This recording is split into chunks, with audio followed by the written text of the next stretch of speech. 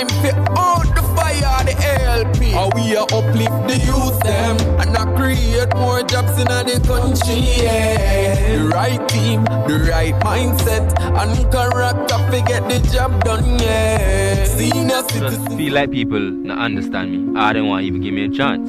Go to school, my hard skill. I'm a hard worker, but there's just not enough jobs out there.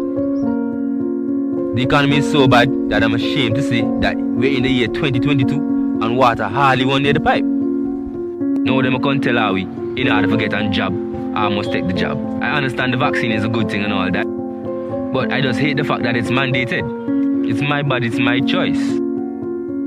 I shouldn't be denied a job, education or benefits because the choices I make for my body. For me, this time, personally, the UPP is the right choice because they are the party of choice.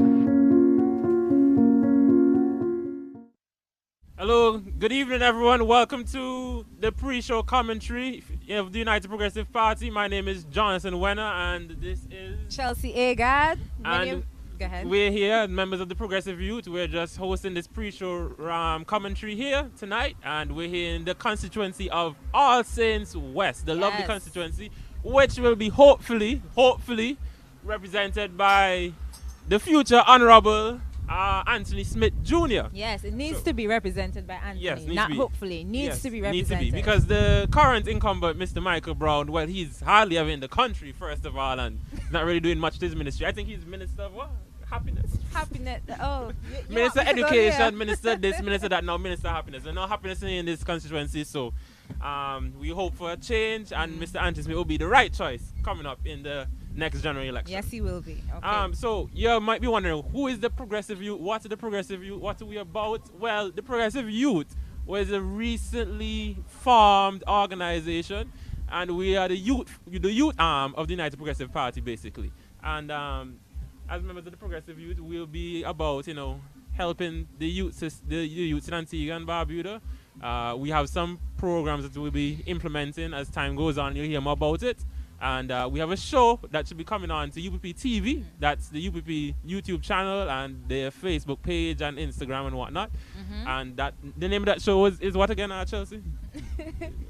All jokes aside. All jokes aside. Yes, it's a show where we're going to be highlighting issues that are problematic to young people and issues that young people want us to bring forward to our elders. I won't say the other word because we need to respect our elders, but yes, these are things that us as young people we need to address for our young people. So our show, which will be aired soon, is called All Jokes Aside, and it will be hosted by members of the Progressive Youth, which fall under the United Progressive Party. Yes, so please tune in to that. That should be coming in hopefully on a Monday, but not this coming Monday, a Monday in the future, and listen out for that date. Yeah. Also, we have another show host here as well. Chelsea, tell them about your show that is so popular nowadays on UPP TV. Okay, so you're here with Misty Blue. Hi, I'm Misty Blue. I hope you recognize me. Yes, I am a woman of many talents, and I am here representing the United Progressive Party and also the youth. Now, my show, let me not say my show, but our show for the youth is called The Right Rhythm, and it airs every Friday night on every UPP platform. So, YouTube, Instagram, Facebook, it is there. Right? So, our hosts are myself, Misty Blue, Chelsea Agard, and Shugi, Kelvin, Simon. Listen, I saw custom to call him Shugi. I almost forgot his name just now. Shugi, Kelvin, Simon, yes. So yeah, our show is The Right Rhythm, where we highlight our young entrepreneurs in the country. We highlight major accomplishments of the United Progressive Party. And it's also just a night to kick back and relax. It's Friday night. Why not tune in? If you're going out somewhere, just tune in for a little bit and kick back with some nice music with myself, Misty Blue, and the amazing Shugi.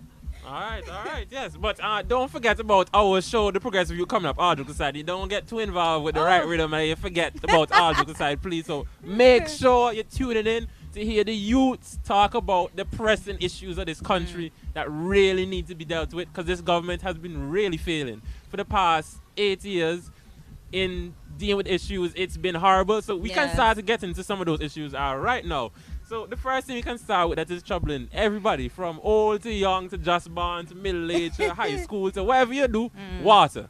I can't get no water in our pipe. No water. No water in the pipe. Some people, Chelsea, for weeks, them they'll catch water in a bath and they drop water in the man. That can't right. No. That can't right. And when people have to catch water and hold water in the bucket for so long, mosquito and all them things go breed in your water. You have to bathe with that nasty water. They have to catch and keep there for days. Like, how is that sanitary? How? You wouldn't want to go home and have to dip up water from a dirty bucket or a dirty drum to go bathe your skin. So why are you doing that to the people of Antigua and Barbuda? Yep. Why? Why is that happening? And remember, guys, we can't forget that this government made certain promises in the last 2014 election. They promised us one of their campaign slogans was they would fix the water problem in 14 days.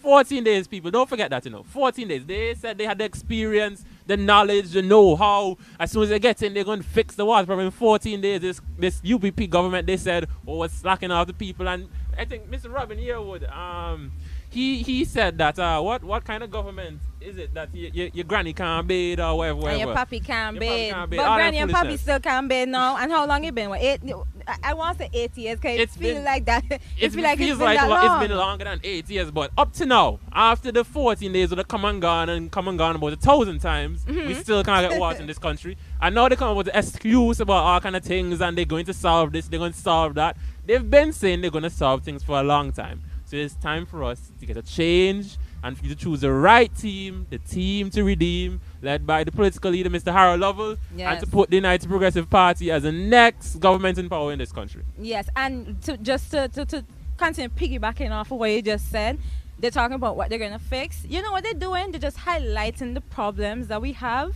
that the United Progressive Party is going to fix. Simple. They're highlighting the issues, and the United Progressive Party is going to fix those issues. Yep. That's basically what they're doing. They're just leading the road right to us. They're on the right path to the right government that's going to fix it. So thank you for highlighting the issues. We'll take care. We'll take care of it from here. Thank you. And the way that the UPP has outlined that they will take care of this water situation is one of the first things the UPP has promised to do is to cut off all taxes on water supplies like water storage tanks, anything to do with water that's imported into the country to help the local citizens with storing water, whether it be low-income households or low-income businesses. The UPP has pledged that they will take off the taxes off of that importation of water supplies. So, and the government's already seeing them saying, oh, we're looking to do that, we're looking to do. They're just trying to cog our ideas. So they see the problems, they had no ideas to address the problems. And these are some old renegades, as Mr. Knight would say, one of my favorite radio station men. Some old renegades there in the government who don't have no ideas. And as soon as the UPP come and talks about an idea, they're ready to jump on it. Yeah, like we did it. No, stop. Simon Says, man, stop it. Stop it. And also, not only just taking off the taxes off of any water storage imports into the country, the UPP has also pledged to help with storage tanks, providing those storage tanks themselves in terms of loans for low-income households as well. Easy to get loans at low interest rates.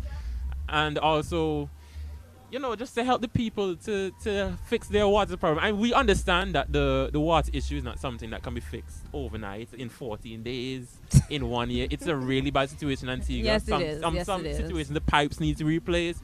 All kind of things need to be done. Maybe more osmosis plants need to be installed and all kind of things. But we just need to have a government that, pledges to put the people first. That pledges to take care of the country and not just make promises so they can get into power, and when they get into power, to thief the resources of the country for themselves. So that's why we need to use the United Progressive Party in the next general election coming up. Yes, we really need to, because if we want to see progressive movements in terms of taking care of our citizens and ensuring that the plans that we have put forward, it benefits our citizens and not just benefit our pockets, then we need to go with the United Progressive Party, because as my partner here has highlighted, they have many initiatives from the 2018 manifesto that are really, really important, and we need to highlight them tonight. We're going to speak about them tonight, right? Yeah, different we're things going as to much mention as them time tonight. permits. Yeah. So stay tuned with us, keep locked with us tonight. We're going to be highlighting a lot more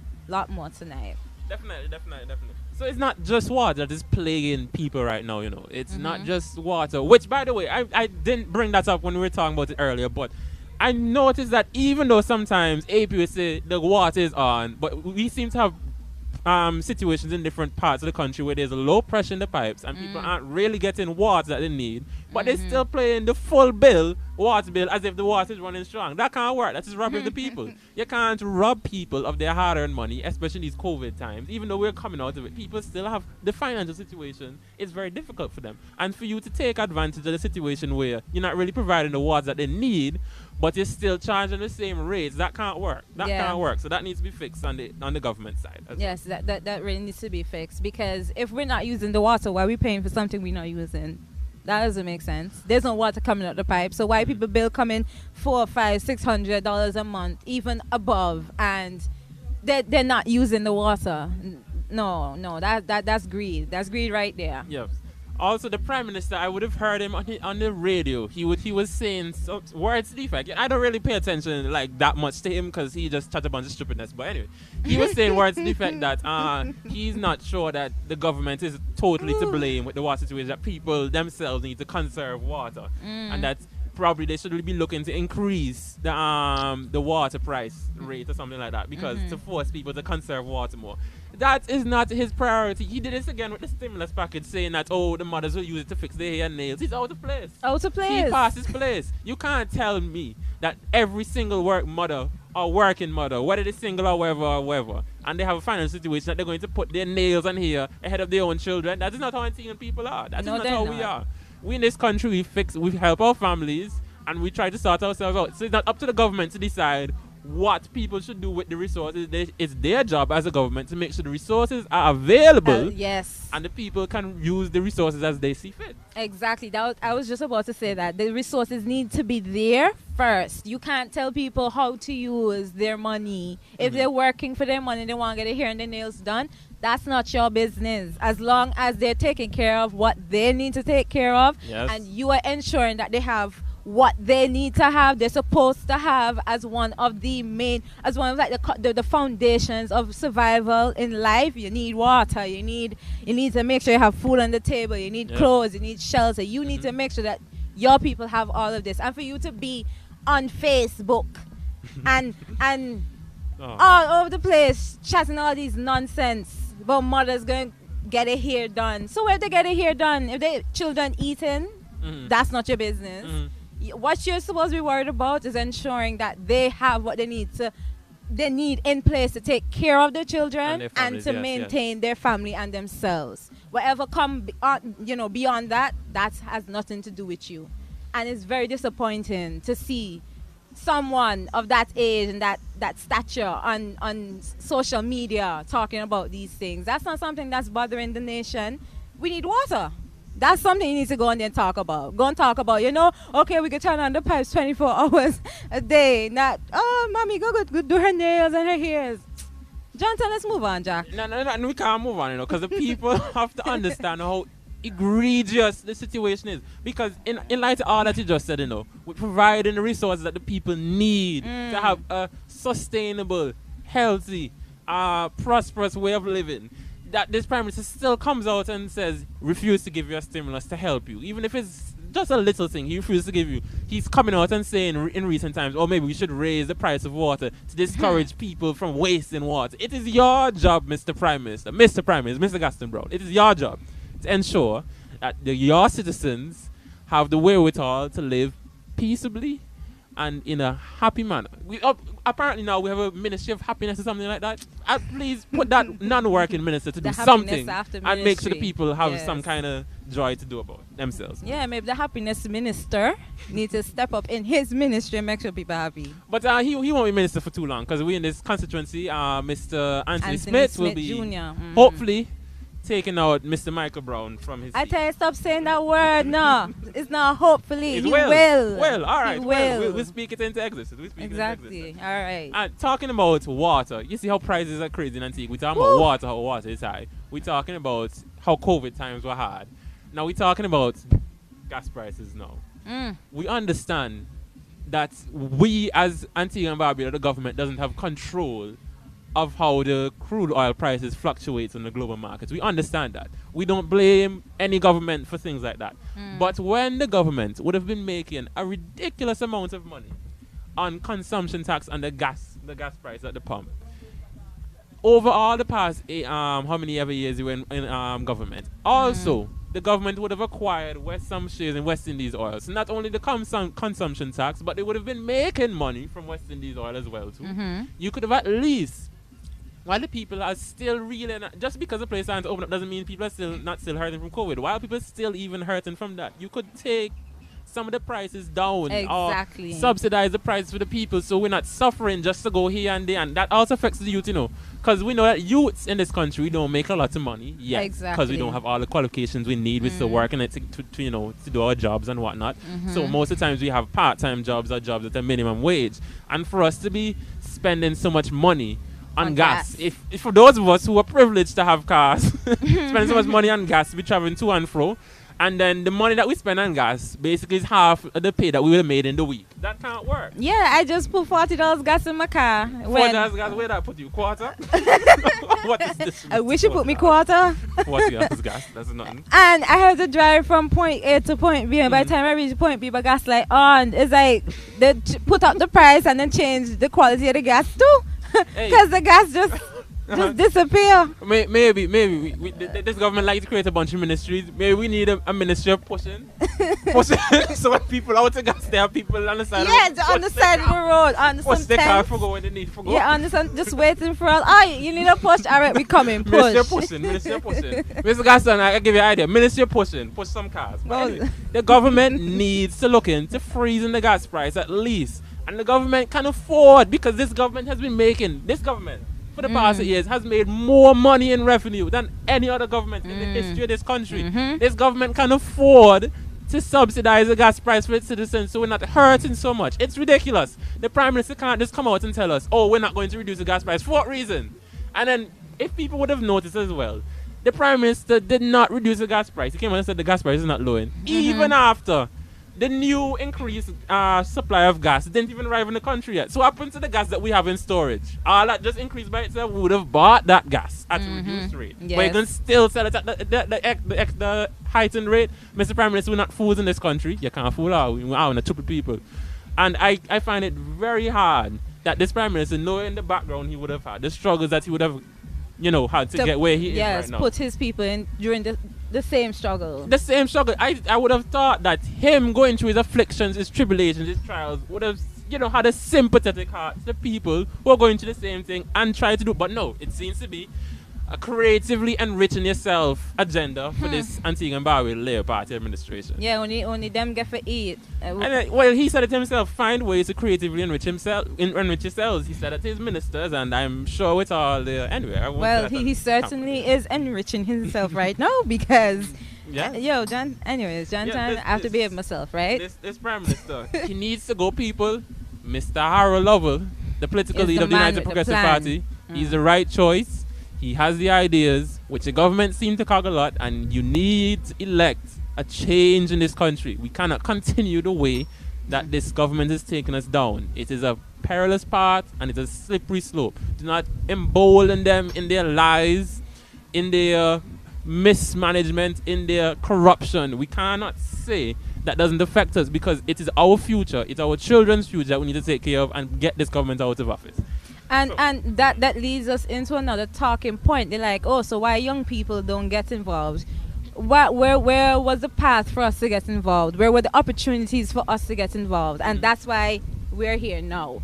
Yes. That's why we're here, because the decisions that are being made now are going to affect us when we, when we're of that age and, in that position, where it's going to be affecting us as young people. And that's why we're here, because these are things that we need to address as young people. And yes, and why is it important? Why is it important for us to be involved in politics? So even if you're not, in front of a camera, behind a mic, even if you're not out in the streets, why is it important for you to pay attention, for you to vote, to use your franchise, exercise that franchise? Because politics is in every part of your life. If you want to go and buy your loaf of bread for under $5, that's somewhere on the line that comes down to politics. If you want to go and have a fete somewhere, somewhere down the line that comes down to politics. If you want to praise your God freely, somewhere down the line that comes down to politics. If you want to have a scholarship opportunity to go and do some career path, somewhere down the line that comes down to politics. If you want to go and buy a house, rent a house, if you want to go buy a piece of land, that comes down to politics again.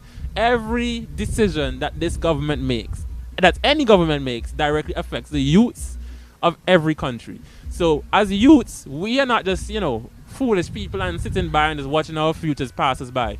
We are deciding that we're going to stand up, that we're going to be part of the change that will sweep this country, and we're going to involve ourselves. Because politics is not just some people in suits in the parliament debating foolishness. It involves all of us. It involves matters. For example, the gas price that we just talked about, the cost of living, the water situation, all that is politics.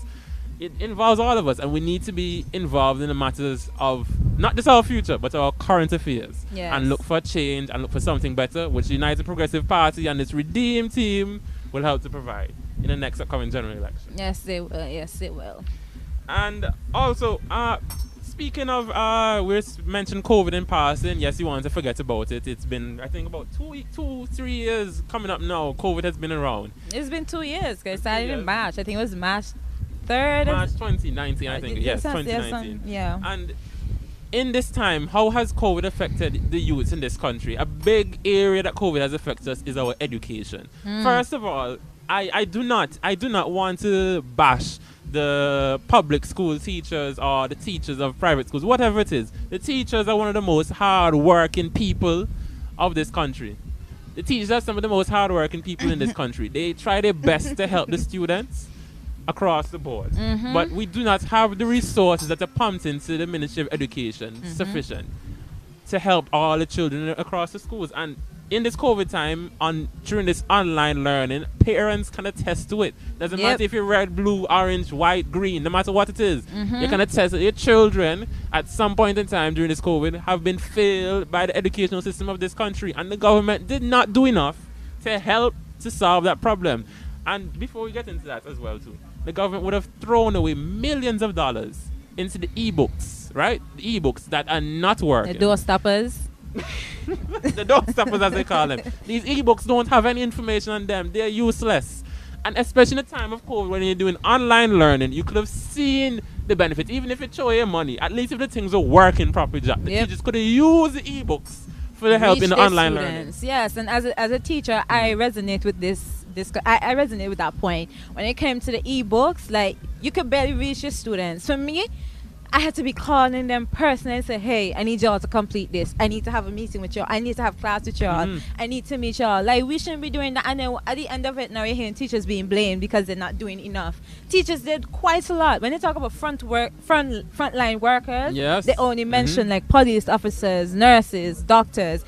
And I give my kudos to them. Yes, you guys have done an amazing job. Yes. Tip my hat off to y'all. But what happened to teachers? Teachers been doing twice as much work as, well, let me not say twice as much. But we've been doing just as much work as well. And the ebook situation was so disappointing because we could have installed a program even if, like, we had,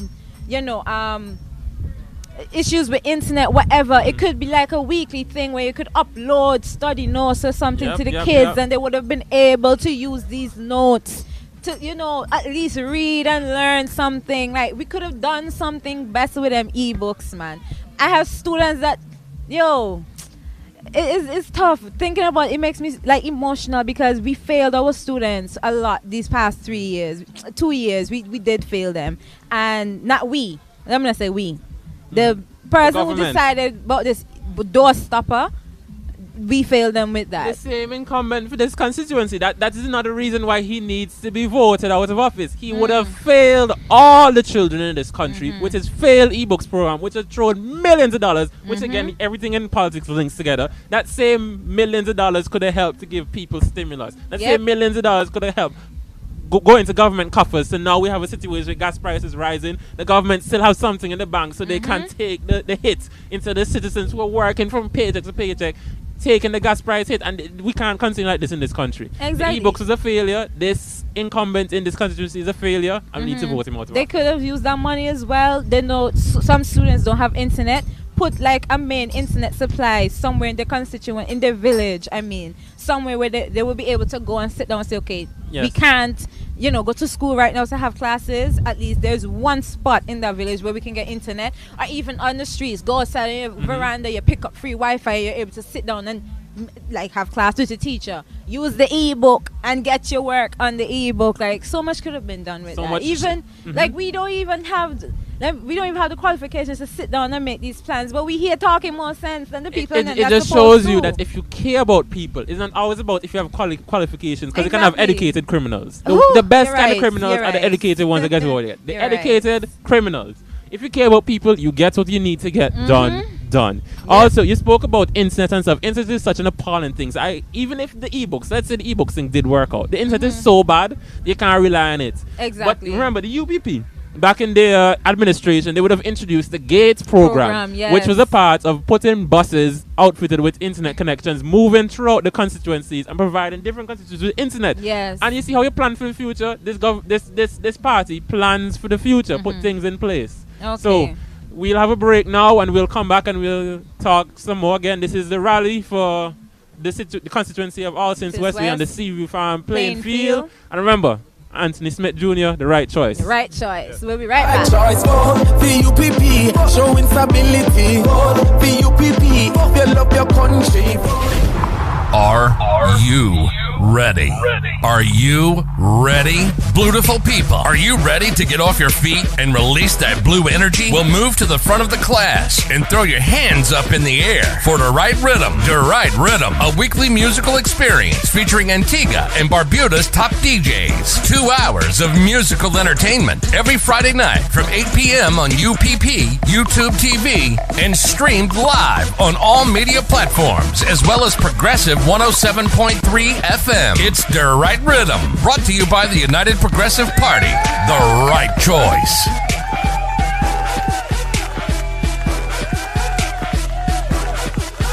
It's time to join the family at the People's Cooperative Credit Union Limited. We offer savings accounts, deposits, fixed deposits, loans, among other related services. You can even become a shareholder by purchasing a minimum of 50 shares at $5 per share. Membership is super easy and convenient. Just visit our newly opened credit union building on Upper Newgate Street, Monday to Fridays, 8:30 a.m. to 2 p.m. with proof of ID and address, along with $15 to cover registration and passbook. And you'll be set and on your way. For further information, call 462-8888 or 727-2285. People's Cooperative Credit Union Limited. Today, tomorrow, together. Vote them out, we come in to vote them out. We come in to vote them out, we come in to vote them out. We gonna vote them out, we come in to vote them out. We come in to vote them out, we come in to vote them out. We come in to vote them out, we come in to vote them out. We come in to vote them out, we come in to vote them out.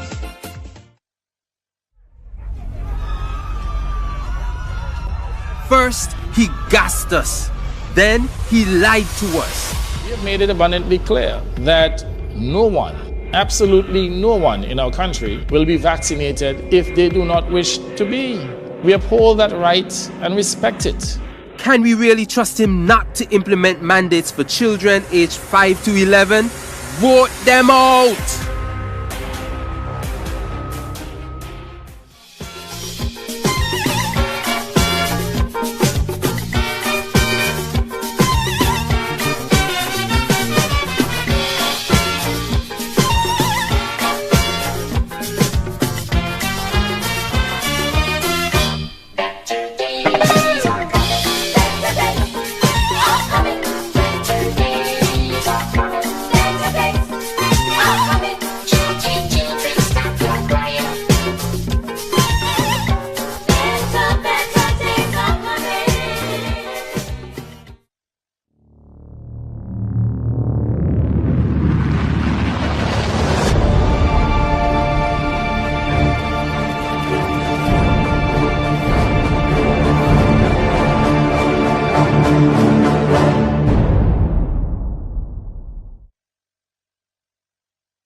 Pre-show commentary. My name is Jonathan Wenner. We're here at the UPP rally, which is about to start at 7 p.m. This is in the constituency of All Saints West. This is the candidate, Mr. Anthony Smith Jr. Yes. will be running on the Redeem Team's ticket to take out the failing, the struggling, the disappearing, the do nothing. I have some other adjectives, but I'll leave that alone. Mr. Michael Brown. So, yes. Chelsea, this is Chelsea Agard along with me, and we're here. We're members of the Progressive Youth. That is the youth arm of the United Progressive Party. We're your hosts for tonight. We're back from our break, and just to answer some more questions about Progressive Youth, if you're wondering what Progressive Youth is, it was recently formed as the youth arm of the party, and it's going to be about youths who are taking part in trying to make a change in this country. It's not necessarily just pushing politics or pushing something. We're going to be talking about issues that affect the youths of this nation, and you should tune into our show, All Jokes Aside. That's All Jokes Aside. We'll be premiering on UPP TV. That's on our Facebook page and our YouTube page, and it should be coming up on in about 2 weeks, tentative date there or so. So you should tune in for more information for that and to listen to the youths talk about pressing issues in the country. And I believe our first topic would be the gas price situation and the cost of living, which is affecting everyone. It's not just parents and families and older people who have to do with cost of living. Young people have to do with cost of living too. Remember, young people who are here. Young people doesn't just mean teenage, Youth, it means from when you're born to when you're about 35. That's a legal youth in Antigua and Barbuda. And above. If you consider yourself a youth, no, not legally. Legally it's cut off at 35. So those people who think they're young, they're not really young. But anyway. No, I support those who think they're young, Nobody got throw stones at me. Alright, you can throw the stones at me then. I can throw the stones at me then. But yes, those who from birth to about 35. That's the youths in our country. And as Jonathan highlighted, our show is going to be speaking about things that affect youth, and two things that we're going to highlight in the first episode will be cost of living, gas prices, as he mentioned. But we have other deeper issues like mental health that's coming up. career path guidance. Yes. Yeah, coaching. Like we need, our in sports, yes, help more coaching in the sports industry, and I think we're talking about more for the entrepreneurs. Yes, entrepreneurs as well. We need like our older generation can team up with our young people, because our young people are our future. So we need our older, generation, our elders, to team up with our youth so that we can have, a stronger foundation when it comes to our youths in business. So we need a lot more coaching opportunities for our young people. We need to ensure our young people are set. So this is why, our program came about, our group Progressive Youth, we came about so that we can, highlight these issues, and so that not just to highlight them, but also to provide solutions and, allow the United Progressive Party and others to make a path for our young people. Yes, and we just want to give out some shout outs to Mr. Gishan Powell, who will be helping out. Ayana Baptist, love you. Our Chelsea is here, and some others you will be hearing more about in the future, who are helping to spearhead this thing. We have our own executives who will be coming up with our own agendas, and we're going to be pushing, not just to talk about the topics, but to look at plans of implementation for the topics we speak about. For example, we would have made a donation to a mental health institution. Yes, some toiletries, I believe, to help out those who are mentally ill. And it's just not just words we're talking about. And that donation is going to be a yearly thing. Yes. So as we talk about our topics, we're going to look at programs that we can start to help our youths, help them out in this country. Yes. And not just... these programs are not just going to be for show, because I believe that our program is going to be just more than just show. We don't want young people to just come out and vote. We need young people to be more active in, your society. As a citizen, you should be participating. We should be participating more. Let me not say you. We should be participating more, because sometimes I feel like I can do more. Although I'm doing a lot, I feel like I'm doing just a little bit, but sometimes, I try to encourage our young people. We need to encourage our young people some more. We're sitting here, we can reach out to them. Y'all come out, do what y'all have to do. We just want to, shout out those who are on live with us right now on Facebook. Share the live, share it with your friends, share it with your co-workers, share it anywhere. Random group chat, put it in there and say, come tune in and listen to what we have to say, because we're not just talking about nonsense. We're talking about things that, will benefit us in near, and the future. You know. Yep, Go yep. ahead. And also with youths getting involved in not necessarily just politics, but issues that affect your day-to-day life. You need to stop. We need to stop looking at it as youths in general. We need to stop looking at it as, oh, the politicians are talking, oh, the adults are talking, oh, this. We need to take responsibility of our own parts, of our own futures, and take responsibility for what we want to do with our lives and what the changes we want to see being made. We can't just always sit around and wait for someone else to make the change. Sometimes, even if you're not out there, like I said before, if you're not in front of the camera behind a mic, at least you are doing the things in your private life to help progress your country, progress your family, progress yourself, even to make yourself have a better future, a better tomorrow. So, and remember, the UPP Redeem team will help you to make that better future. So you should be voting for them in the next upcoming general election. Okay, yes, true. Yes. Also, we're talking about education just before we went off on the break. Yes. And we're talking about how, the GATE e-books, program. E-books would have failed, and the GATE program the UPP would have implemented that would have, provided as well the internet in the different communities. And how the government right now, the internet is very unreliable. Electricity is very unreliable. All utilities are very unreliable. Water, electricity, internet, everything is unreliable. And it's just a very sad state of affairs in our country. Yes, and the GATE program initially, when it came around, it benefited a lot of not just young people in general, but a lot of students. Because at the time when these internet buses and so on was coming around, I was in school. And I benefited from that because in the community that I grew up in, we didn't really have internet free internet access. Yeah. So for young people who've been in school, we didn't really have access to internet where we needed to complete assignments, even if it was just young people don't just use internet for schoolwork. But that's what we're going to be just speaking about tonight. When they introduced the computer centers. Yeah. Yes. And computer buses and GATE, all of that. When they introduced all of that, it really, really, really and truly did help the young people. I can attest to that because I was in school at the time.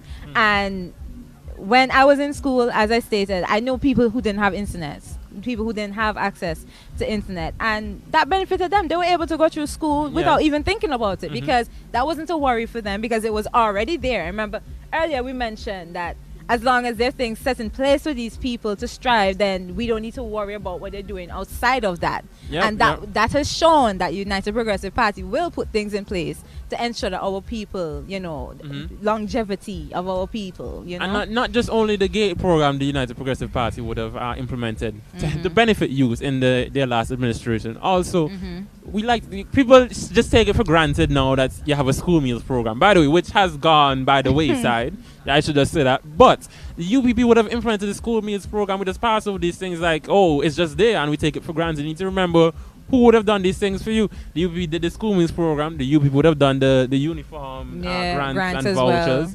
The UPP would have implemented more scholarships and things like that for the young people. So we need to remember they would have built different secondary schools and stuff. They would have done such a fine job with the Five Islands campus, which was really meant for that community, that the government said, wow, what's a facility? We should use it for college. So you see, it's a testament to the workings of the United Progressive Party. So UP has done to the best of the ability, try to help the young people in this country. And honestly, we're sitting down here just off the top of our heads can point to different programs and social programs that the UPP would have implemented for young people. But can you, sitting down at home, point to, let's say 2 or 1? I'm trying to think that the Labour Party would have done to help the young people in our country. Free FET. Free FET doesn't really help our young people. I can't think of anything that the Labour Party would have done and set in place and maintain for the future, even if they come out of government, that would help the young people. You can't think of anything. But the UPP would have done so many things for our young people. Yes, and you jumped over a very important initiative. Which one? Too quick, school meals, because we know even now, as you said, cost of living going up. Parents nowadays sometimes can't provide 3 full meals for their children. So if you can provide 2 at home and they get 1 at school, that's a win-win for everybody right there. Our students are able to, or even if you provide 1 at home, 1 at school, you miss breakfast or dinner, something. Yeah, you have People lunch. Really struggling. Yeah. You have lunch at school and you have a meal at home. But you see, this is what I don't understand. Gaston Brown so many times in the public would have said that we are an economic powerhouse in Antigua and Barbuda. If we're an economic powerhouse, if we are ready to take his words at face value, why is it that a rich, economically prosperous country cannot provide meals, proper meals for its children in schools, cannot provide for those who are struggling at homes to help them during a pandemic? Why is it that a prosperous economic government, powerful government, cannot take the hit of this rising gas prices? Why is it that the government needs to be raising taxes on the rates of social security and all those kind of things?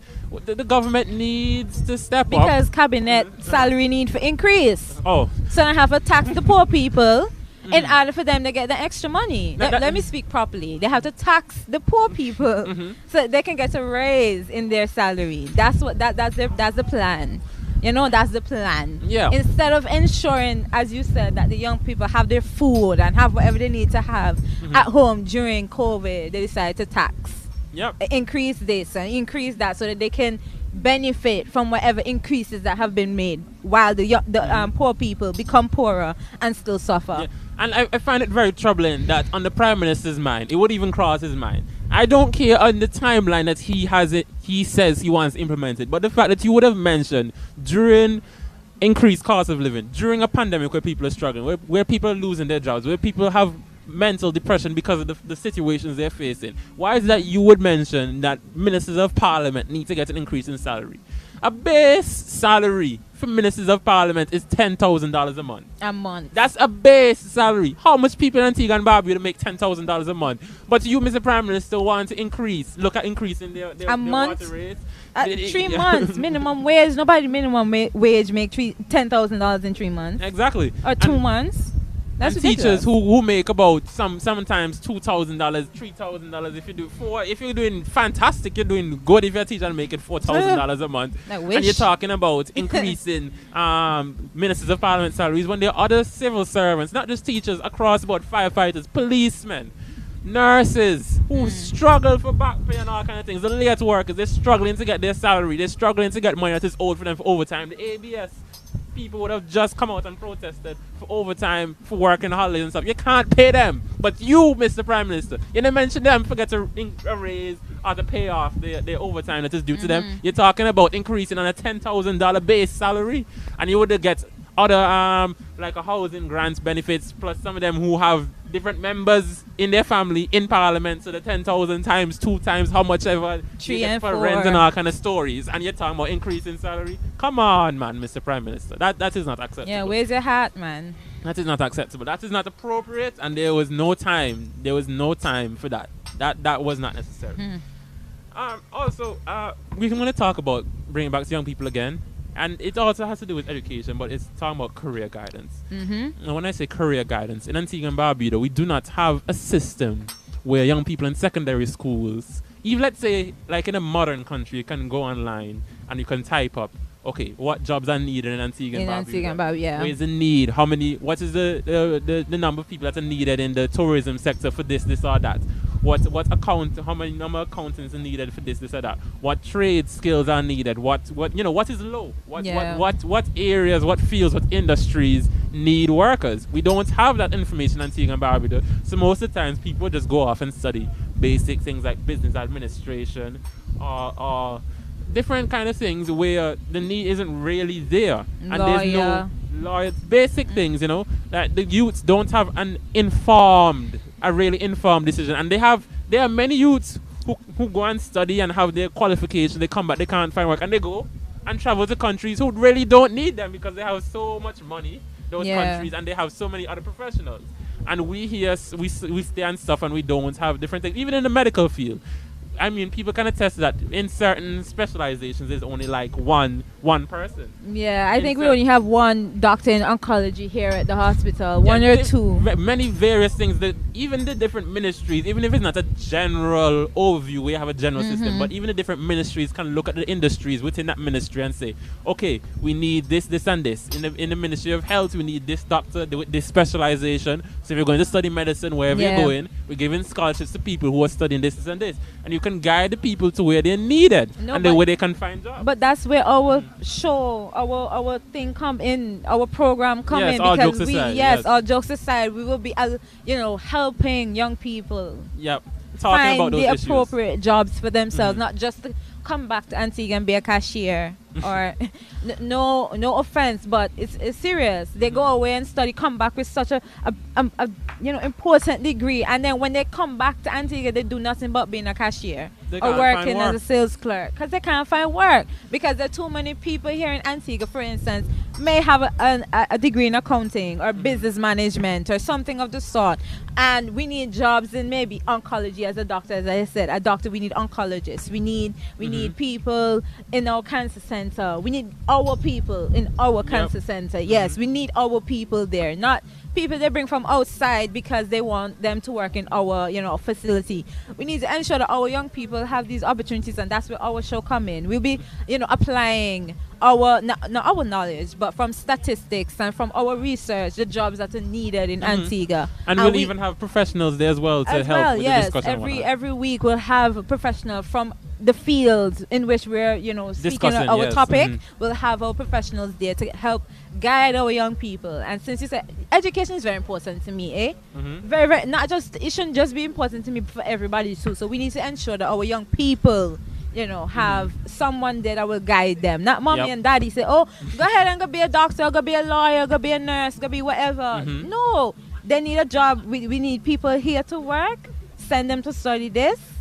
They come back, they make good money, take care of their family, take care of themselves. Yep. And even in the trade skills there, we need to have more opportunities available for youths where they can say, okay, I want to get involved in carpentry or different things. They have an opportunity where they can look up and see, this is needed in this specific trade skill. Okay, I'm needed here. I can go and study this apprenticeship. But anyway, you should tune into All Jokes Aside, because we'll also not be discussing the topics. We'll be coming up with plans and solutions to help the issues that we need to be solving in this country. And the United Progressive Party, we are a party of ideas. As this government is always looking to take the ideas and manifest the promises of this party. But we'll be looking for things to implement. Yeah, as you mentioned just now, we were just having a conversation earlier with someone that was saying that, with the architect, people who will go away and will have the degree as an architecture. But the people who do all the hard work, the foremen, they're the workers, seen as the bottom of the barrel, when it should not be so. They should all be, not even if not on the same level, just below. There shouldn't be such a great disparity between the two values of those kind of jobs. Yeah, and I understand your point. Your point is very well taken. Yeah. And in Antigua, we need to really, even in the maritime field, we don't have a lot of people who specialize in anything maritime really, or have the qualifications for it. And it's an area that we really should be taking advantage of, but we are not, because the importance of the maritime industry for us. But yes, so career guidance is something that we need in this country, and that we don't have. Our show will provide that for our young people. Yes. Also. So what about youths in business entrepreneurs, young people who are getting involved in that kind of stuff? I would have noticed that the Prime Minister would have incorporated a new tax on small businesses, the unincorporated business tax. Oh, Lord. And he's always talking about he's trying to find and help the poor people, and reduce taxes for them, but he would introduce a new tax on that. So that doesn't really help the youths in business. No. And continue. I was just agreeing. Like, no, it doesn't really help. Yeah, and the United Progressive Party would have introduce the YEP program, which I think it's called, which will help to guide young entrepreneurs and provide them with the funds that they need, the guidance that they need in their startup stages, even if it is loans that are required, to help them to start their small businesses and to help to grow their businesses. So that's another thing that is another failing of this government. When we really look to see the programs that this government would have implemented to help people, you really struggle to find them, and then specifically to help young people. It seems like, I must say, based upon their actions, they don't seem to care about the development, the well-being, and the future of the youth in this country. Yeah, not just development, but exposure as well. Like we need to have. I was having a conversation with a friend of mine, and he's a young person just like us, and he's planning to have something called Wadadli Key, and I give shout outs to him, Michael. He's planning to make a book or like a page where people can contact young people for certain jobs. You need someone to cut your yard, you call John Doe, and he will come and cut your yard for whatever amount, you know? Sounds like a Craigslist or something. Well, we need some of those things yes. in Antigua, actually, to be honest. It would make things a lot more convenient for people. Yes, and even like on the right rhythm. Every Friday night we have an entrepreneur section where we give our young people the exposure that they need. Yes, the exposure that they need. Last week we had, oh my, I don't want to butcher nobody's name, right? But we had that young man with the oils and the massage and the therapy with the oils and stuff. Oh, okay. I got a massage last week, and yo, I had this knot in my shoulder, and for the whole week I just feel so good. I felt so good. We need to, give our young people more exposure. We need people to do certain things. Yes, our, elders, thank you for all your hard work, but it's our time now. Allow young people to get a taste of the cake too, and a piece of the cake. On the right rhythm, we always give them an opportunity to come and showcase their business. Before we had Carol with his drinks.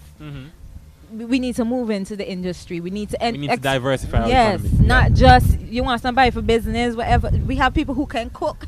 We have people who can make their own drinks. We have people who are good with their hands. We just need to give our young people the exposure that they need.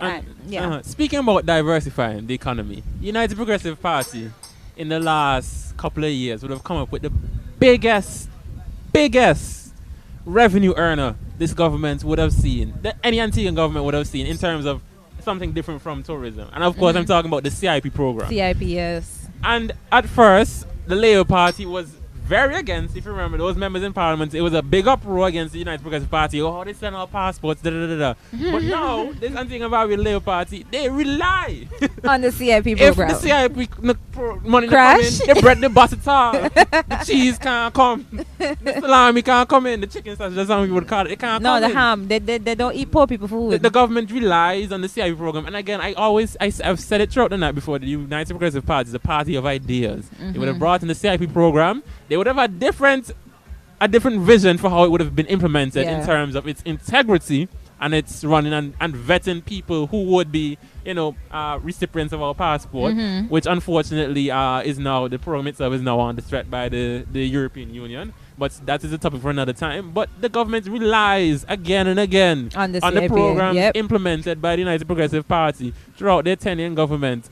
Even back in the PLM days, when the PLM themselves introduced the LIAT idea. The LIAT idea. This government are just throwing everything to the wayside. So, So even in agriculture. I just remember agriculture now. This agriculture is not taken seriously because you would have put a minister over there from St. George, which Miss Brother Watts is going to, take him out of his seat in the next current election. Mr. Dean Jonas, as the Minister of Agriculture, was a failure. A failure. And this is not a failure in the estimation of the United Progressive Party. It's a failure in the estimation of Mr. Gaston Brown, because the Prime Minister himself would have fired Mr. Dean Jonas from the Ministry of Agriculture in disgrace. In disgrace, I might add. It's not because he's moving him around his portfolio. Dean Jonas was viewed to be a failure in agriculture and he had to be moved. And it was just a total mismanagement of that ministry. And that ministry has gone nowhere under the guidance of the Antigua Barbuda Labour Party. So the farmers need to look out for future promises that will be coming up and future plans that the United Progressive Party will implement once they take the government. And you need to tune in to the rallies that are coming in and the manifesto which will be coming out shortly on the plans that the United Progressive Party has for agriculture in this country, which is a very important industry, because we as a country need to look towards becoming we need to look to securing our food security. Yes. Because even with the cost of living, in Ukraine is a big provider of wheat in the world. So that would help to increase the cost of living as well, when major suppliers of different things that you need for food are cut off because of the whole issue. We need to stop just relying on all the countries to bring in our import our supplies that we need for daily living. We need to prop up our local farmers. We need to, support them, give them support, buy their products, and not just have people like the Prime Minister getting into competition with the local people. Exactly. What you said that the Prime Minister said before, we have to find ways to creatively enrich ourselves. But what has he done to creatively? You're on the ball. You're on the ball. Yes. You're on the ball. That's our show. I don't have no issue with people getting into business, right? But do not come in and take advantage of a situation where you have previous, you see, in different countries, this would be a crime because you can't have previous knowledge of a field of something and then go and take advantage with that knowledge. When you need to be propping up the local farmers, giving them support, not be criticizing people for how they're struggling with their farms when you have made it so difficult for them to struggle because they can't have water to water their place, they can't have supplies, things are so expensive. So you need to support your local farmers, and it's very important that we, as much as possible, provide for our own food security in this country. And we can see from recent events, current events, that we can't rely on the importation of different things from other countries. But yes, that's it with agriculture. And a quick reminder, the UPP, for young people again, with housing, we remember the rent-to-own program. Yes, that is still in place, and look out for how the UPP intends for youths to get lands in this country. But anyway, that's all the time we have for tonight. This has been the Progressive Youth Group talking about this rally coming up. It's a pre-commentary show, and I'm Jonathan Wenner. And this is Chelsea Agard. We came here tonight to show you that our young people, we have things to say to them. We have problems that we want to address, and yes, we want to ensure that our word gets out there. So we are here on behalf of the United Progressive Party. We're called the Progressive Youth. We have other core members, but we are representing our movement tonight. So we just want to say thank you all for listening. We will be here again sometime in the future. Jonathan? Vote Anthony Smith the right choice for the Reading Team. All right, everyone, good night. All right. Vote UPP. In the next election. Yes, thank you. The right choice. Are the right choice. Are the right choice. Vote for the right choice. My father died when I was just 5 years old. My mother came from Willikie's village. She had 5 young mouths to feed, and she toiled on her sewing machine to make ends meet. She was a strong woman who taught us right from wrong. And even though she struggled, the choices she made put us on the right path. I made the choice to work hard, play by the rules, and get an education.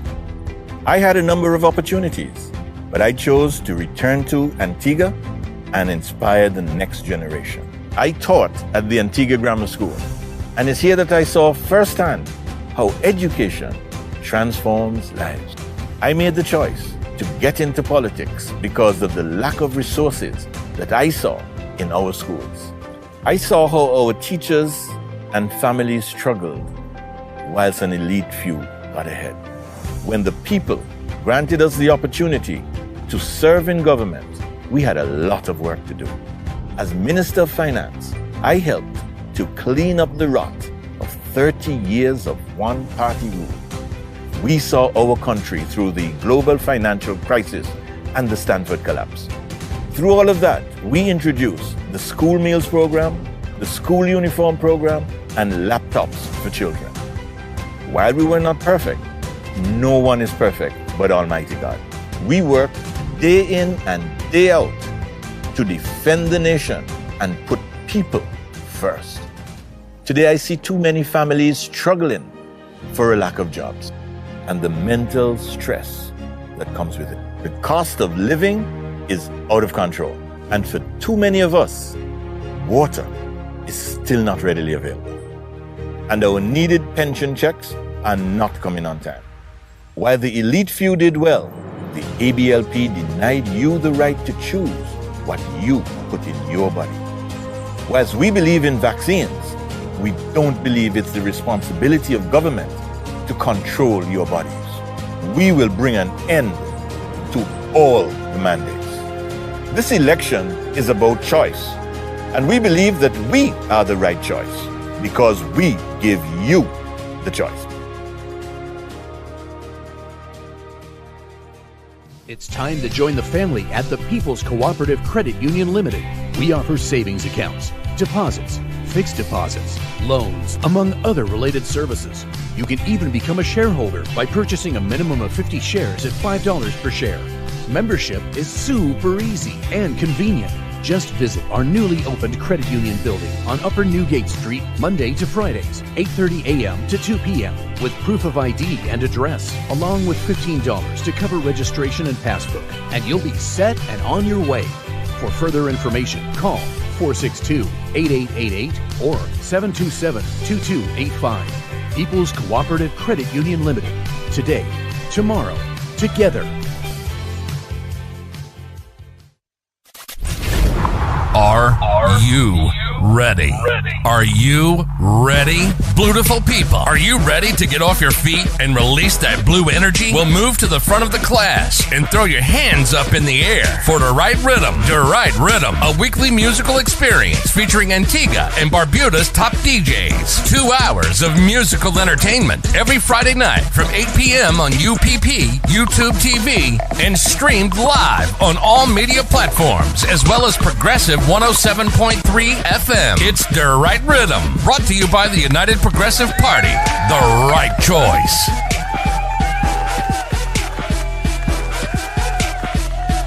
We've made it abundantly clear that no one, absolutely no one in our country will be vaccinated if they do not wish to be. We uphold that right and respect it. You hear lie? That is lie. Lie? You hear lie? Vote them out, we come and vote them out. We come and vote them out, we come and vote them out. We gonna vote them out, we come and vote them out. We come and vote them out, we come and vote them out. We come and vote them out, we come and vote them out. We come and vote them out, we come and vote them out. First, he gassed us. Then, he lied to us.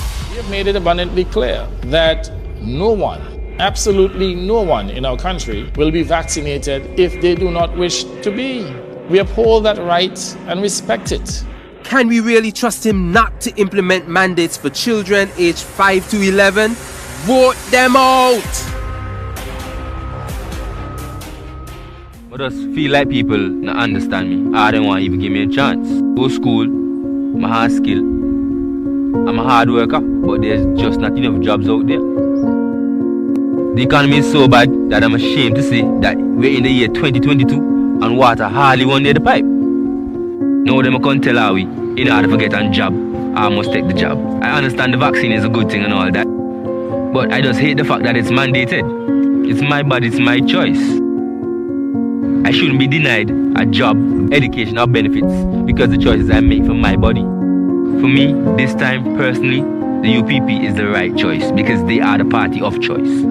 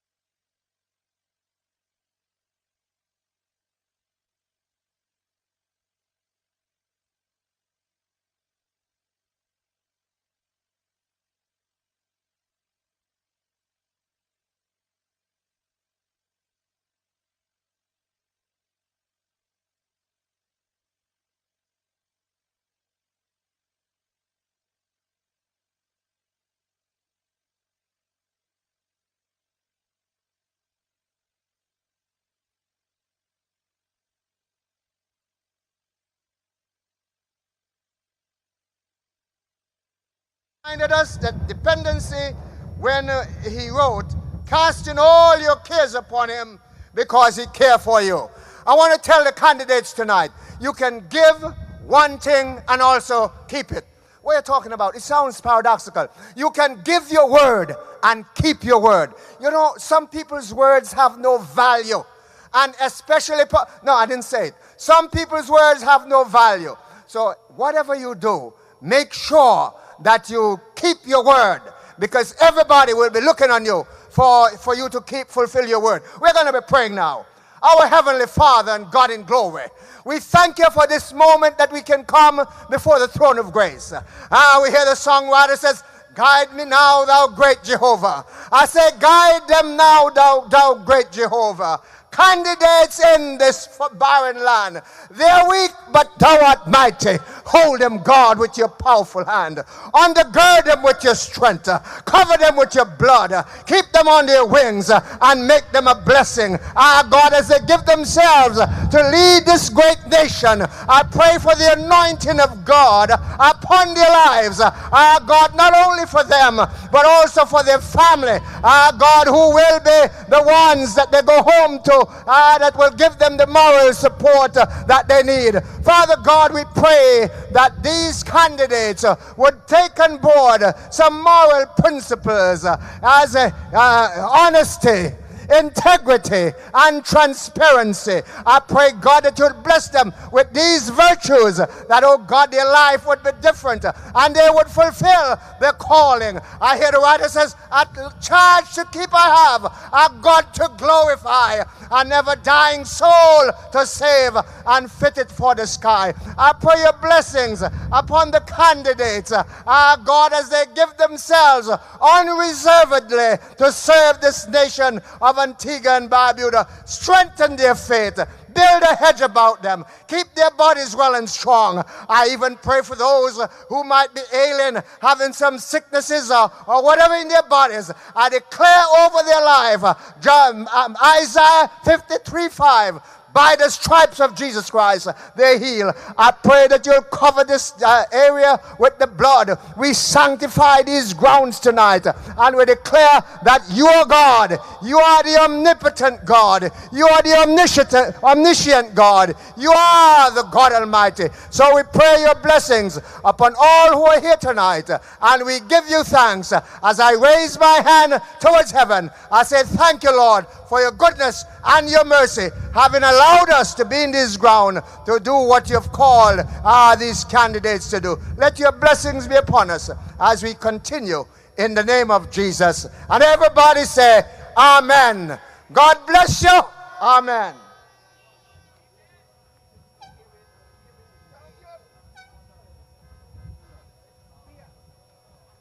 Now I'm into God's freedom, redemption. Yes, redemption coming. Oh, what a wonderful freedom. Glory. Let me hear you hold your heart.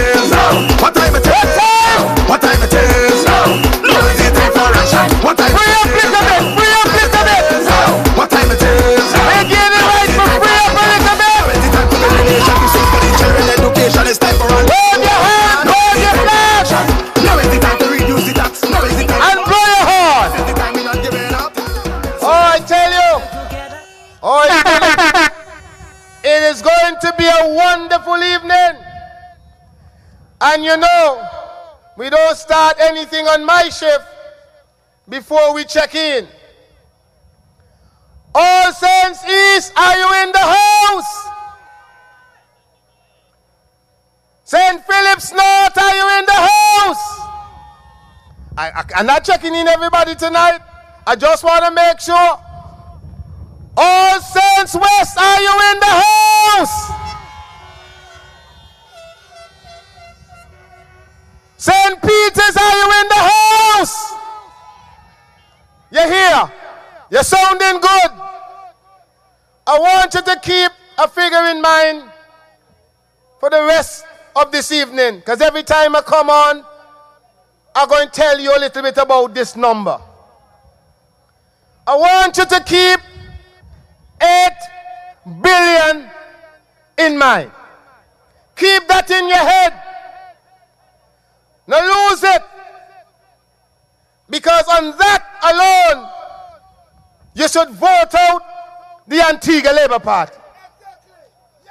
Just on that alone. What am I talking about? From 2014, the Antigua Labour Party on the Gaston Brown have collected over $8 billion. They still have record debts. I am telling you what they collect. I am not even telling you what they borrow. $8 billion. And we're going to try and find out what they do with $8 billion from 2014 to now. Because all I'm seeing is self-enrichment. $8 billion. We are going to have a presentation by the constituency group, and they want to reconfirm the reconfirmation, of their candidate. So let me welcome. Let me welcome them. Put your hands together. Blow your horn. Make some noise. What time it is? What time it is? What time it is? Now is the time for action. What time it is? What time it is? What time it is? Now is the time for action. Now is the time to cast your vote. Now is the time to start a vote. Now is the time we bring your hope. Now is the time for action. So let's all join together as one. If you believe that the time has come. Good night, All Saints West. I didn't hear you. Good night, All Saints West. I'm here tonight to offer a tribute to our candidate, Brother Anthony Smith. From birth, his mother knew he was a special child, destined for greatness. She called him Anthony, praiseworthy, priceless one. Growing up in Seaview Farm, Anthony has always been a quiet person. But you know what they say about still waters? He run deep. Always in deep thought, thinking before he speaks. Anthony came from humble beginnings. Anyone who knows him would agree. But just in case you don't know, let me tell you. A, authentic. He is the real deal. N, naturally nice. Always willing to assist. T, trustworthy. That's the kind of leader we need in All Saints West. Honest.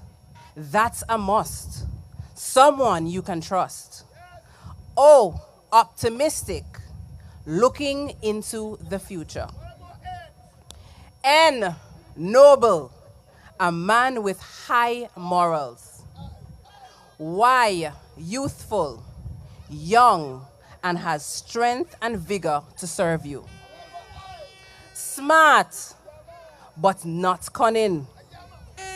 M, motivated, and ready to serve you in All Saints West. I, intelligent. He has the capacity to impart wisdom. T, truthful. Promises to tell the whole truth and nothing but the truth. And H, helpful. When you need him, he will always be there to assist. Anthony Smith, our candidate for All Saints West.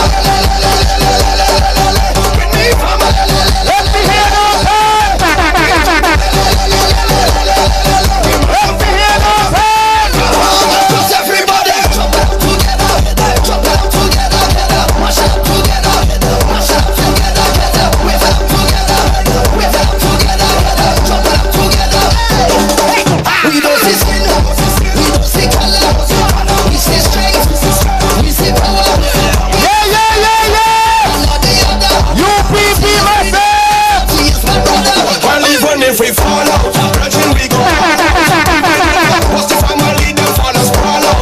Everywhere we crawl out, we ready to brawl out. Yes, yes, yes, yes, yes. We're gonna move right along. Line up his leg.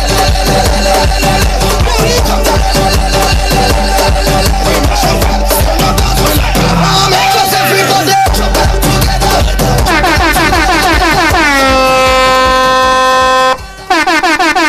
Yeah. The lineup is long. We're moving right along. You know the stay. Wise men come from the east. Wise men come from the east. And they say, still water, run deep. But the problem we're having is that we can't get no water. He's still deep, even if we can't get no water.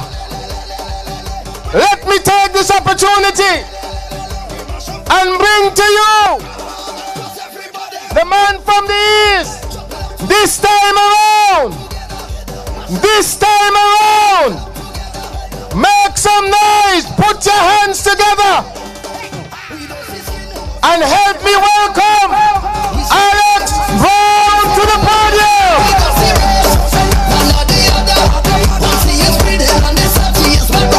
Well, even if we fall out, brethren, we go all out. We will never was the family, them fathers crawl out.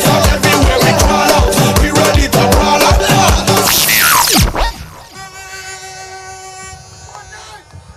Good night, Antigua, Barbuda. UPP massive. All Saints West massive. Well, look at beautiful people. St. Philip's North is in the house tonight. I bring you greetings from the wonderful people of St. Philip's North. I want to take this time to thank you all for being here in Seaview Farm tonight. Whether physically, in Wagerland, or via the World Wide Web, I want to say welcome. Welcome to the new chapter. We are here at this moment in history to support the right choice, to support the team Redeem, to support the leadership of Brother Harold Neville on this rescue mission. We are here to create history. With that said, I want to just support my younger brother, Mr. Legit. Let me hear some hands for Anthony Smith.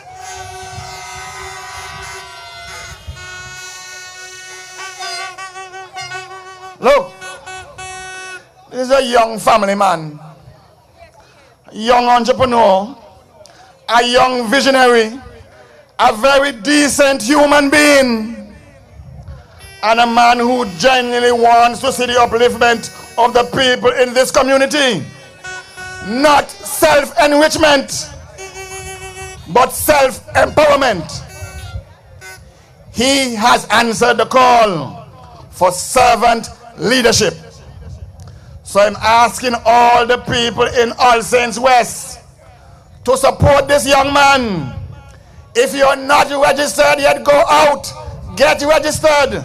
Because we're going to vote for Mr. Legit, the right choice. Look, I want to make a special appeal to all the ladies who are of voting age in this constituency. Hello. Not one hour you should vote for Mr. Bowtie. No, not one.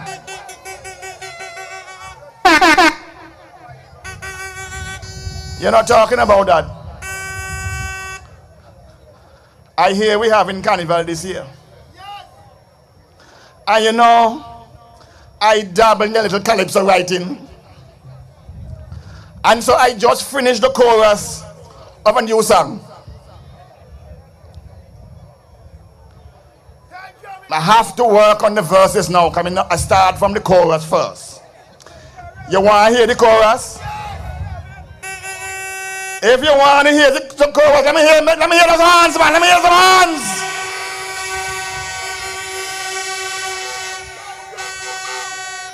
Look, me write, not a great singer, but me go try one thing. All right? Listen to this. I say, run, girl. Run, girl. You girl run, cause happiness a come. Lock up the front door. Lock up the whole house. Don't forget the back door. I say run. You got to run from that louse. Turn it up, turn it up, turn it up, turn it up. I'm not giving any more. I want to see if my friend. No, I'm not getting no more jack. I have to go. I wonder if Chet will allow me in the new studio over there. Not going there? Someone's going in there. Oh, well, I'm not going in there. I take our advice. You see, we're listening. But you believe that Dr. Paul will want this junior? Okay.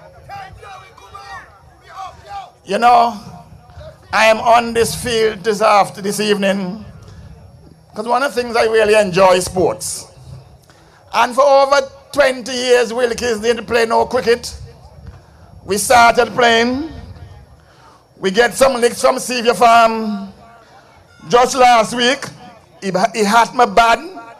Then bang me home. But we will grow. But you know what is important about that game? The match officials had the nerve to tell me that the pitch dusty and the pitch dry. Mr. Match official, I don't have no water. If I don't have no water for bathe and wipe off, how am I going to get water from the cricket pitch? I must go here and go look water.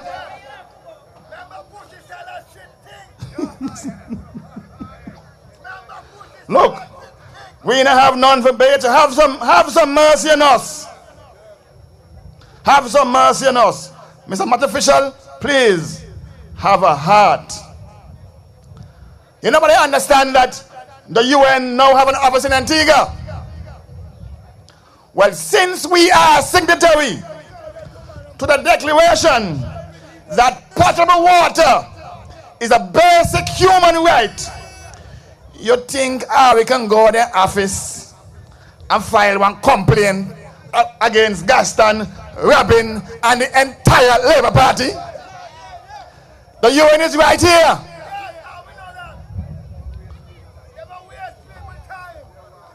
Look, I do not tell nobody. I don't want me tell. But me hear this sir put some word on the water manager the other day. For say he shouldn't hold water. They said tell you how me supposed to get water for me goat and them. That's why he came up. He don't care if you can bathe and nobody can bathe. He want water for his goats only. Just imagine the Glanville's Polyclinic is closed for days and days because of no water. Healthcare has been affected. Well, look, the sewage system up there is a disaster. And for lack of supplies and equipment, the staff in the clinic are bawling murder. But we have a vision. Because we're going to put an ambulance up there. We're going to put fire truck in there. Well, let me talk about the fire truckers. Oh, no water for the fire truck. I'll make a fire truck. But under the United Progressive Party, we will make sure that that polyclinic operates 24/7 so that people in that area can have proper health care in that area. I just want to say to you all right now, because we're not on a fire truck, I'm careful. Plenty house are burned down, and we suspect that in some areas they've been burnt deliberately. Antiguan, I want to touch on this. Antiguans and Barbudans, we have a very vexing issue when it comes to our lands. If the rape of our lands continue, we will have none for future generations. In the east, in the west, in the north, in the south, these thieves who are masquerading as ministers of government are grabbing up all our land. Devil's Bridge gone. Now all the land to Collins gone. The whole north is gone to Yeda. All the land round Half Moon Bay gone. Yes, Lowe gone too. The farmers in Bethesda, them done trying to move them. Because of the whole Willoughby New City, that gone too. Case Bay, gone. Old Wood, Jennings, round of Fries and Fries is gone. What will be left for us? It's the whole country. And if we don't stop them, we will be citizens without a country. We will be landless. Now they do the same thing in Barbuda. And I want to support our brother Trevor Walker, because he is fighting all the way to the Privy Council to secure the lands for the Barbudan people. We must support him, but we must support ourselves too, for generations to come. We know their mantra. The Prime Minister said he's going to starve us into submission.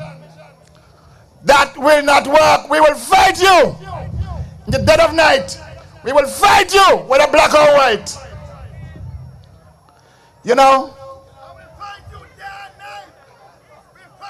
they now have For Your Eyes Only, part 2. They say they must win at any cost. Win at any cost, they say. They cannot afford to lose. They right now building houses in St. Phillips. They plan to put 20 houses up there. Because every poll them do, Brother Bowen a put lick on the rice put man. And so they're going to move people up there. But we're waiting, we're watching. We're not going to sleep. Even if it's to the ultimate cost, we're going to fight them. All Saints West, Brother Anthony Smith is the right choice.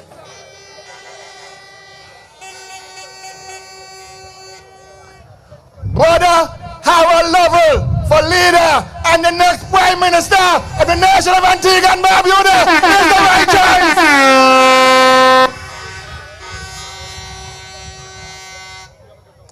In all 16 constituencies, and let me include Barbuda to make it 17, the United Progressive Party, we are the only choice to save the nation of Antigua and Barbuda from the wicked Help the government.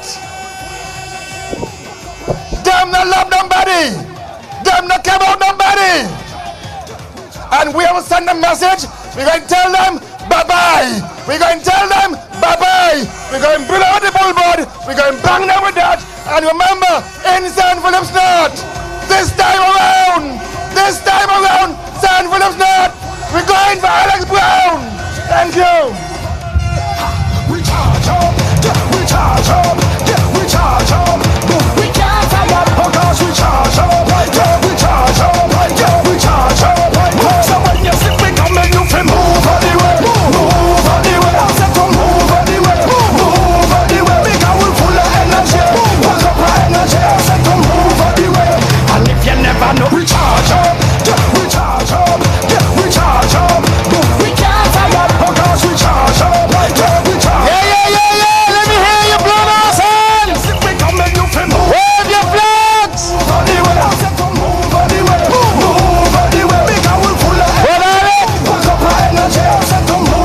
I just want to let you know that the United Nations may be the first set of people that march against the Antigua Labour Party, because then they may not have any water in them building. You wait for all of them, they may be the one leading the march. The Antigua Labour Party, and we're going to go very quickly, but I have to tell you this.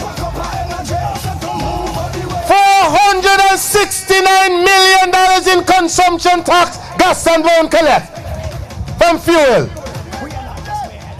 $469 million. And up to now, the people of Antigua and Barbuda can't get a liquor stimulus. But we're moving right along. I want to bring on a sister.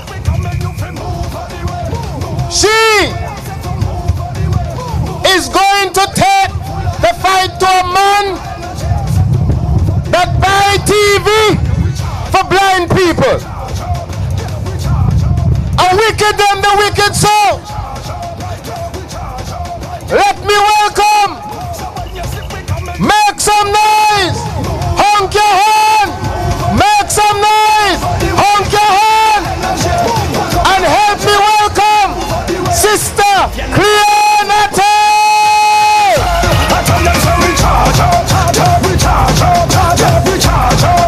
We can't fire because we charge up. We charge up. We charge up. Somebody come and you feel move anyway. Move anyway. I said to move anyway. Move anyway. Because we're full of energy. Walk up our energy. I said to move anyway. Good night to this massive crowd. Good night, Antiguans and Barbudans, wherever you are. In the diaspora. Good night, good night, good night. A special good night to Anthony and his wonderful constituents of All Saints West. Good night to the political leader, Harold Lovell, TBDeem, the campaign management team. And look here, special good night to the wonderful constituents of my constituency, St. Paul's. Good night, everybody. Good night. Tonight, I want to impress upon you the seriousness of the situation we're in. I hear your voices on the radio, and many of you stop me on the street and call me on the phone to share those concerns. So I know you're feeling the urgency of the now. We understand the imperative of an impending election, and that is to wrestle our country from the grip of greed, of corruption, callousness, mismanagement. It is to deliver our people from the grip of a kleptocracy and from a kleptomaniac government. Tonight, I want you to listen good. So come close. Come listen good. Because when you leave here, I want you all fired up. I want you fired up because we have an election to win. To win. And you have a stake in the win. When you leave here tonight, I want you to be thinking of all the things that you can do to secure the win. And when you meet me on the street, I want you to tell me about what you are going to do to bring home the All Saints West seat. Tell me what you're going to do to bring home the All Saints East and St. Luke seat. Tell me what you're going to do to bring home St. Mary's North and St. Mary's South seat, the St. George's seat, all of St. John's seat. Tell me what you're going to do. Yes, and of course the St. Paul's seat. All of them, every last one of them, we're going to win them. And tonight, I want you to feel the urgency of the now. An election is here. I want you to feel like a soldier when you leave here, going out on the battleground for the soul of our nation. Many of you had said to me that this election is going to be like no other election. The stakes are high. I've been told they're going to come at you with the full power of their armory, cause they got plenty to lose.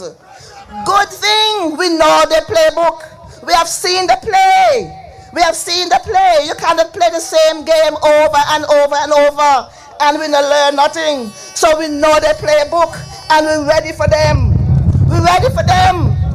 And they all know, they begin to show their hand. They begin to show the hand of nasty trick and we're ready for them. We are ready for them. The amnesty, one of their hallmark tricks, pouncing on immigrants, the already vulnerable. My immigrant brothers and sisters, we on this side know that you come here to work hard. You deserve the respect of a government, not to be pawns in the dirty games of this government. So please, don't let them hold you captive for status. Status, yes, but not status for vote. Another worn-out strategy is them throwing their measly job at people. A little roadside job, a little cleaning job. Them job, them say, funny, because them clean, they love poor people and they give work. But look at the work they give poor people, always low-end work. They're keeping people hand to mouth and scarcely that. Yes, of course, them game is to keep people poor and needy and begging. That's what they do. A case in point is the job program. Young people exploited by successive contract arrangements. So 6 months turn into years and young people locked into jobs with low pay and no security, exploited by a labor government. And we hear them talking about nothing happened them. Now we hear them talking about the job program interns will be given full employment. No, you serious? You kidding me? Another election gimmick, low-end jobs for vote. We know their playbook and we're watching them. Tank is another one. Tank for distribution. Imagine that, tank to address our perpetual water problem. But I don't even understand how that's going to work, because in communities of thousands, sometimes only 20 tank. How that going to go around? How they decide who gets? And what happened to the $170 million loan the PM talked about that they got from ACB Bank way back in 2020? Water for vote. That's disgusting. That is disgusting. And you notice all the roadworks in the villages and the alleys, the patchwork fixing up, straight out of them playbook. Now, all the shocks and the tire and the axle and the rim that we motorists lose, and the money we vehicle owners have to fork out for repair work in this hard gravel cup time, in this fake economic powerhouse. Just imagine that. Again, straight from them playbook. Roadworks for vote. And the biggest one of them all is the money trick. Dollars, greenback dollars out of the red machine at election time. But we're watching them. We're watching them. We're the people watching them. Their constituents watching them. And they're saying, not this time. Your mollycoddling gimmickry not going to work this time. The young people say, treat us with respect. The passer now work this time. The passer now working this time. The alcohol-laden coolers now go work this time neither. They say not even the herb go work. As a young man said to me, this time we need more than herb. We need meaningful jobs. We need land. We need to be treated with respect. And the one that took $1,500 last election said to me that not even money go work this time.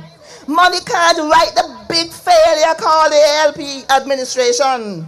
We the people ready to boot them out. The people have plenty reason to boot them out.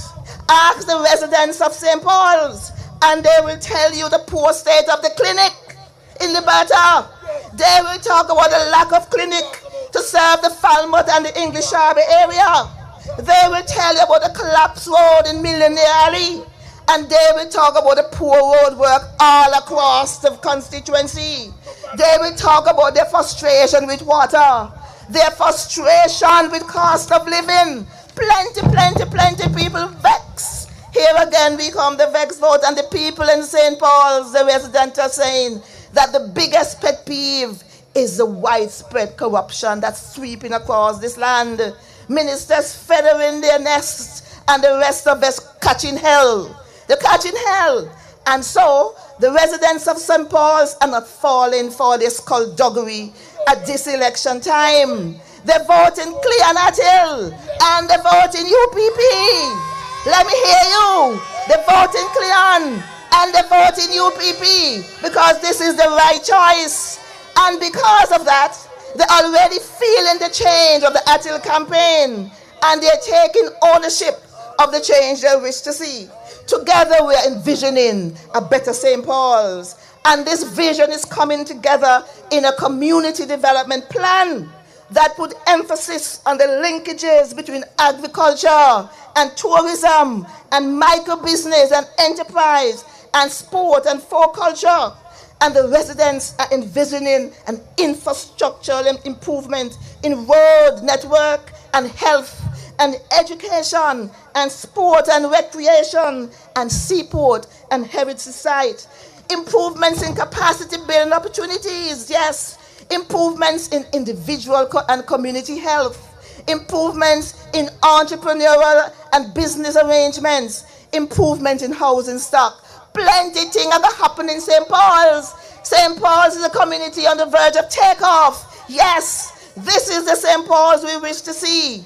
This is why we are voting Clear and Attil. So tell them skullduggery ain't working. Not this time. This time around, we're making the right choice. And the right choice is UPP. The right choice is Harry Lovell. The right choice is Clear and Attil. Up and down the hill, we're voting Clear and Attil. We're voting UPP. And we're ushering in a new government under the leadership of Honorable Harold Lovell. That's who we're voting for. The UPP, the right choice. Thank you, good night. Have a wonderful night, everybody. No, it's the time to cast your vote. No, it's the time to start a vote. No, it's the time we bring your hope. No, it's the time for us. So let's all join together as one. If you believe that the time has come, election day when you spin your hand, the rising sun. What time it is? What time it is? What time it is? No, it's the time for action. What time it is? What time it is? What time it is? No, it's the time for action. No, it's the time to build the nation, to seek for the children education. It's time for a leader who have a plan. No, it's the time for action. No, it's the time to reduce the tax. No, it's the time for all men to stop. This is the time we're not giving up. So let's all join together as one. If you believe that, I just want you to know, election day when you spin your hand, the right serpent is not the only one that have accusments. What time it is? What time it is? Let me hear those hands. Let me hear those hands. UPP massive. What time is it? We're not wasting no time. I just want to say one thing before I bring on the next speaker. Just one quick thing. You know, the Antigua Labour Party purport that they love our CARICOM brothers and sisters so much. Right now, the Antigua Labour Party adopt a policy. Immigration. Normally they'll give you 3 months for $150. Right now they cut it back. They will give people 1 month for the same $150. That is how they love our Caribbean brothers and sisters. They increased the work permit by 100%. That's how much they love our Caribbean brothers and sisters. But I'm going to bring the next representative. Because he have some things he needs to tell you. So I want you to blow your hands and put your hands together and help me welcome the man from St. Peter's, our next door neighbor. The man from St. Peter's. Put your hands together and help me welcome Peter Rex. What time it is? What time it is? Now is the time for action. What time it is? What time it is? What time it is? Now is the time for action. Now is the time. Come on, to put them out. Now is the time. Sing it. To put them out. Now is the time. To put them out. Let me hear those hands. Now is the time. To put them out. Now is the time. All join together as one. If you believe that the time has come, election day when you stay in your hand and the rising sun. UPP family, good evening. Good evening, everybody. Good evening to the political leader, Brother Howard Lovell. Good evening to the people of All Saints West. Good evening to my brother and longtime partner, Brother Anthony Smith, legit with Smith. And last but not least, good evening to the wonderful people of St. Peter, to whom have placed their confidence in me. Time is of the essence, so let's dive straight into it. Tonight, I'll be sharing with you 3 issues that are affecting Antiguans and Barbudans currently today.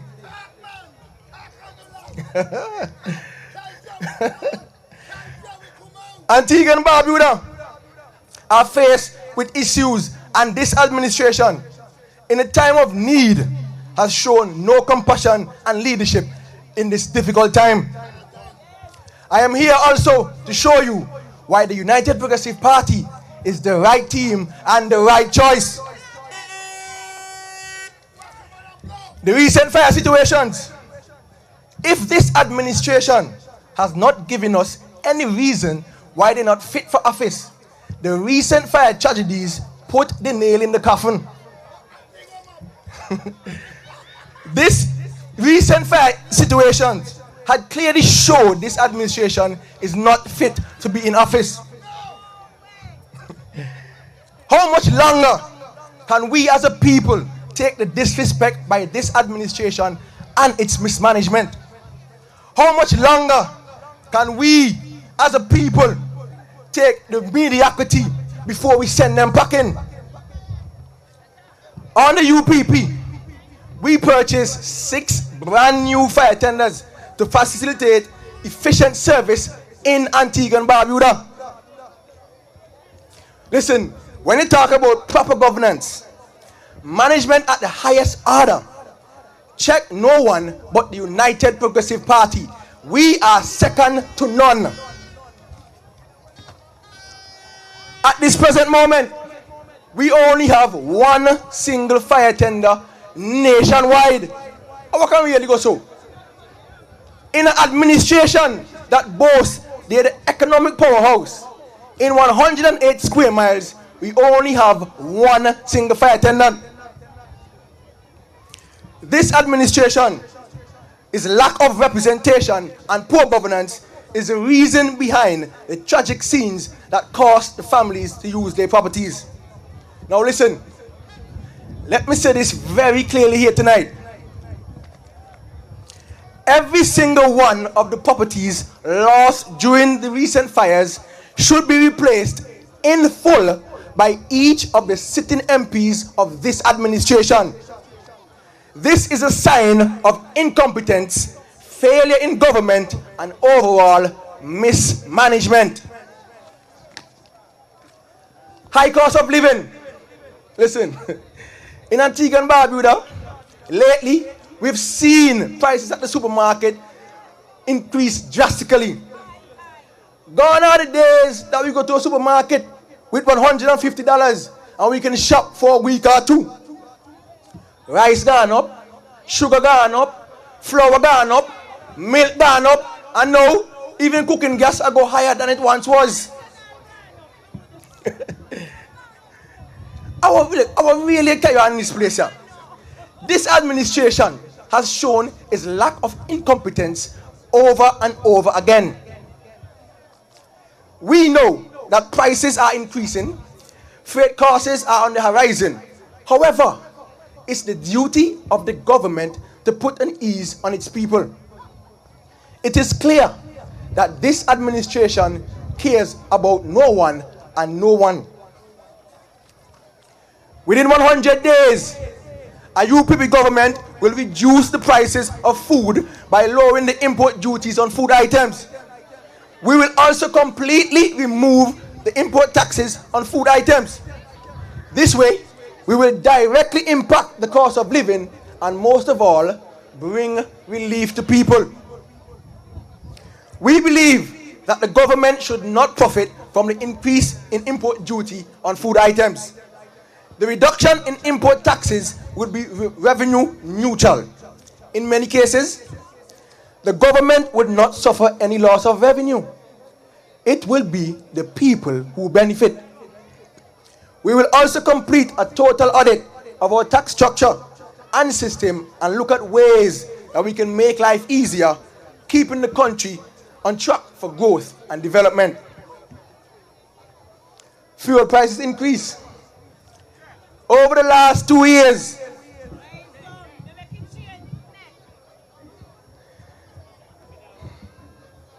all right, that's better.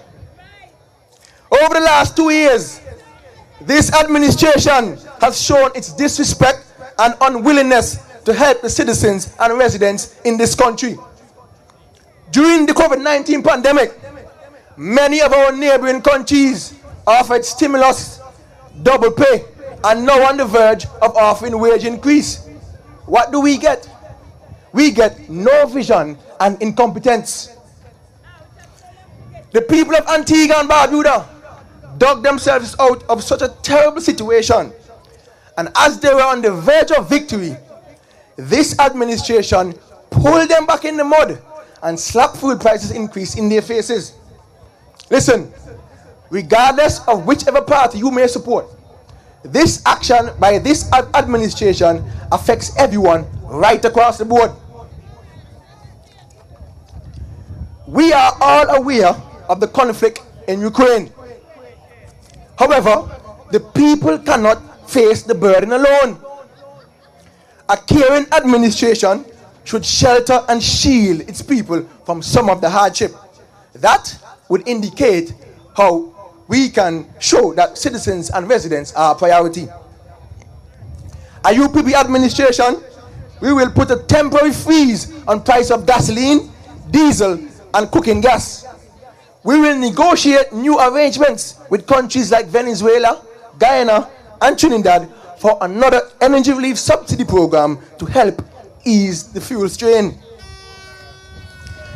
We will engage all major stakeholders in designing of an energy revolution plant that will be a win-win for all involved. This will include a special incentive package for electric cars and the use of solar power. Let's touch some sports, mainly cricket. A few days ago, one of our very own, Sir Andy, voiced his displeasure of the pitch situation in Antigua and Barbuda. And I quote, "We are not up to par with the rest of the world regarding the science involved in pitch preparation." If this is not a shame, nothing else can be. The home of cricket was ARG. Well, at least it once was. The ARG is literally abandoned and in a state of disrepair. And many of our main cricket grounds have been neglected. During the last test matches, The Sir Vivian Richards Cricket Stadium was used for both practice and play. And because of such, it had an adequate amount of time to prepare for the matches. We were highly criticized for this shortcoming, and it is a shame because with proper management, our pitches could have been in a better position. Under UPP administration, we will focus on building great capacity in sports management by offering more trainings and scholarship programs and opportunities. Sports management should be taught in schools so that the youth can be exposed to the business side of sports and immersed in the challenging complexities of the sports world. We will take a serious look at how we can upgrade our expertise in the pitch program and make sure that it is at the level that is once desired.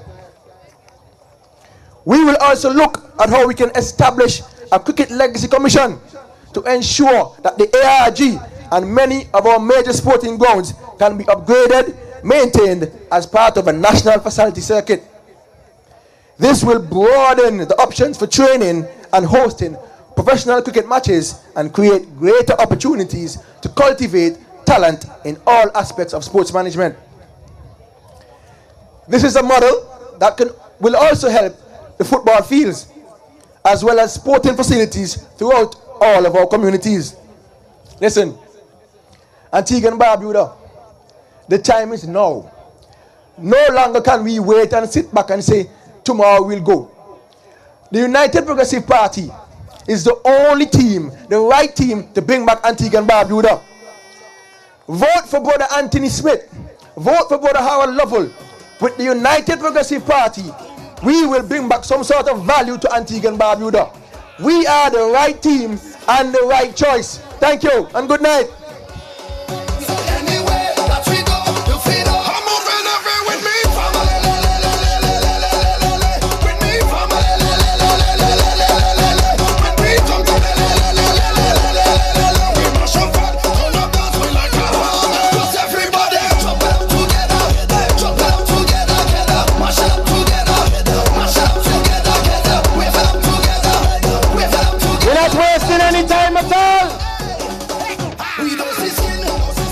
We are going to the Republic of St. Mary's North. Put your hands south. My apologies, St. Mary's South. That's the Republic. Put your hands and welcome for the Cartwright Marshal.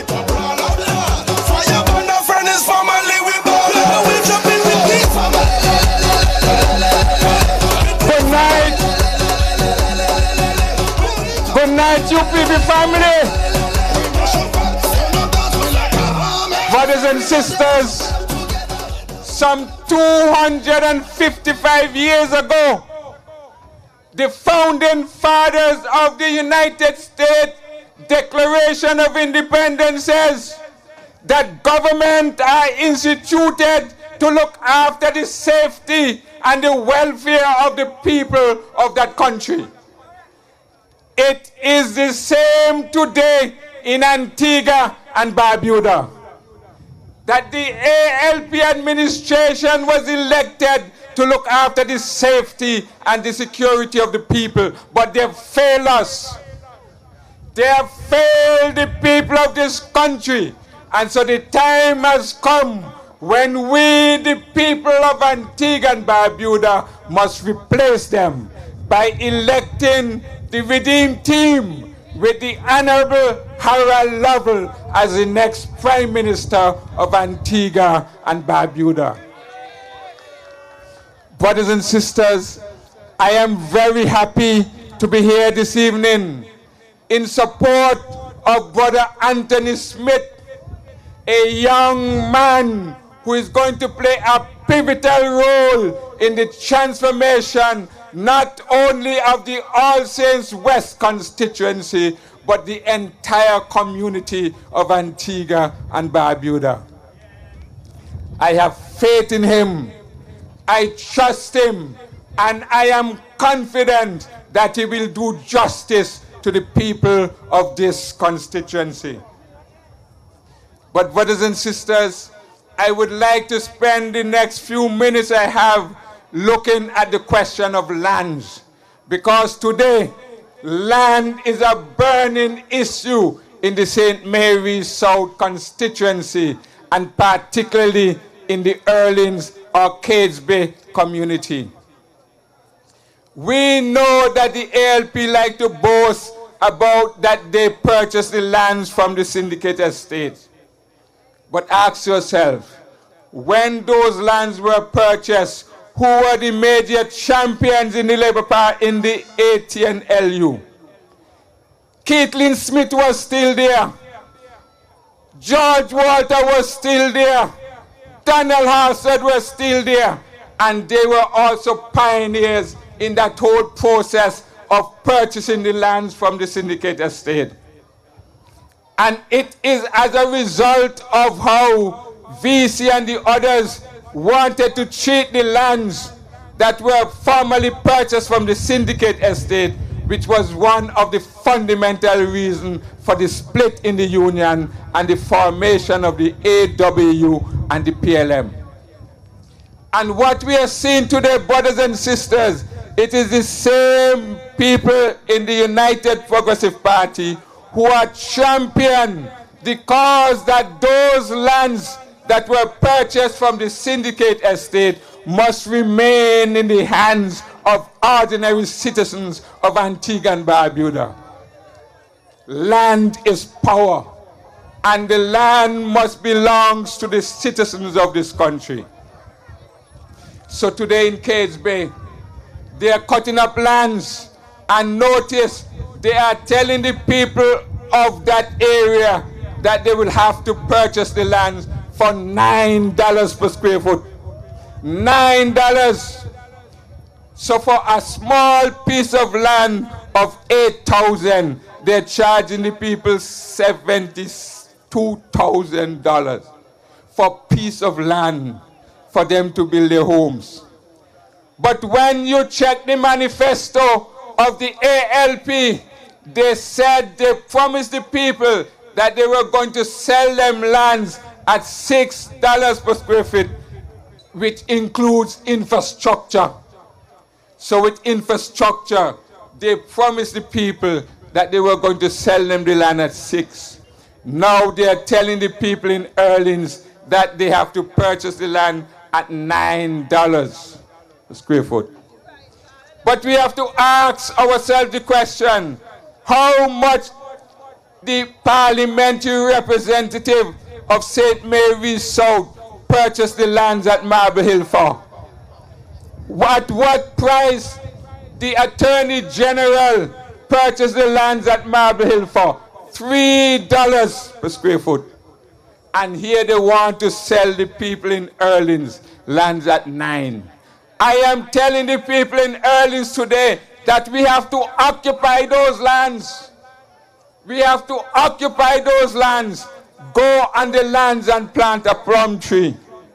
Go on those lands and plant a banana tree, because those lands will belong to the people in the Erlins and the Cades Bay community. And this is a struggle of solidarity. A struggle of solidarity with the people of the Erlins and the Cades Bay community, because the land must belong to the people. Land is power, and all revolutions are fought over land. And so if we have to die for our lands, that is what we are going to do, brothers and sisters. But I can assure you, I can assure the people of Antigua and Barbuda that under the United Progressive Party administration, with Brother Harold Lovell as the Prime Minister of this country, we will once again put in place a system that is fair, a system that is equitable, and a system that will ensure that the people of Antigua and Barbuda are the owners of the lands of this country.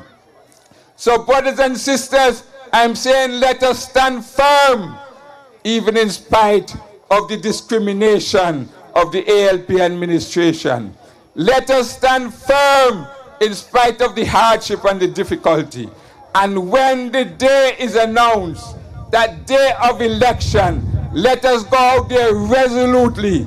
Let us go out there with a sense of purpose and vote for Cartwright Marshall in St. Mary's South. Let us go out there with a sense of purpose and vote for Sister Cleon Attil in St. Paul. Let us go out there with a sense of purpose and vote for Brother Alistair Thomas. And let us elect the Honorable Harold Lovell as the representative for the people and the next Prime Minister of Antigua and Barbuda. May God bless you and bless the small island of Antigua and Barbuda. Good night.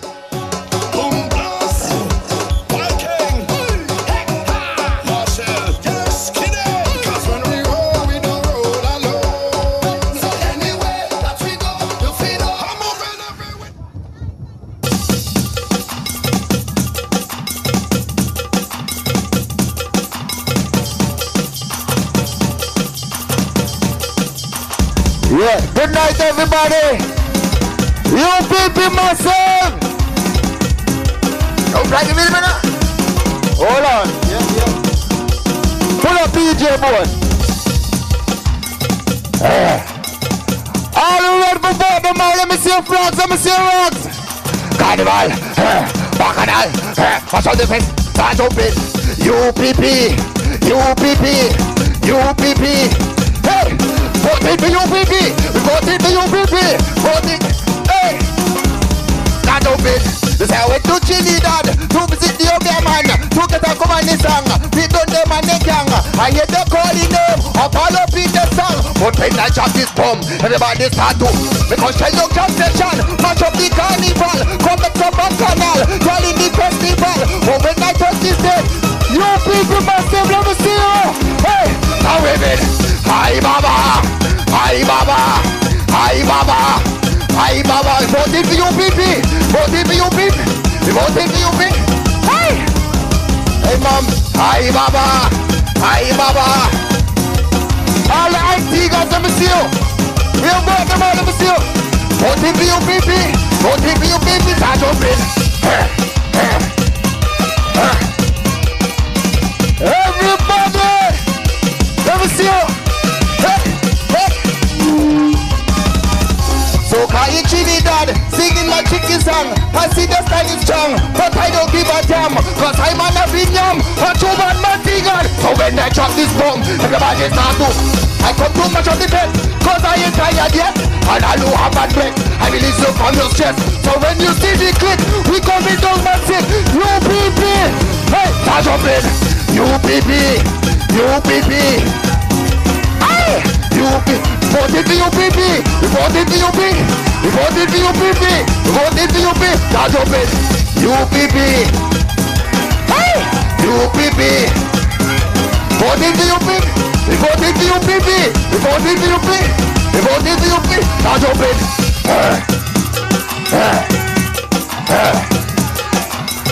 Somebody say madly. Tell me. Start jumping. Hi Baba. Hi Baba. Hi Baba. Hi Baba. Jump right in the middle. Jump right in the middle. Jump right in the middle. Jump right in the middle. Hey, that's how I went to Trinidad to visit the other man to get a commanding song.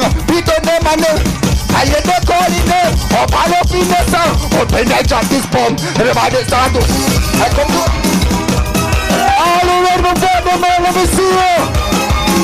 So when you see the clip, we come in to massive carnival. Bacala, bang, bang, bang, that's open. UPP. Somebody say madly. Thank you. Voted for UPP. Voted for UPP. That's open. UPP. Like a package we sell. UPP massive. Yeah, we charge up. We can't have a because we charge up. Yeah, we charge up. Yeah, we charge up. So when you slip, we come and you feel move. Make some noise. One's leg of the tune. One's leg of the tune. Let the people do a little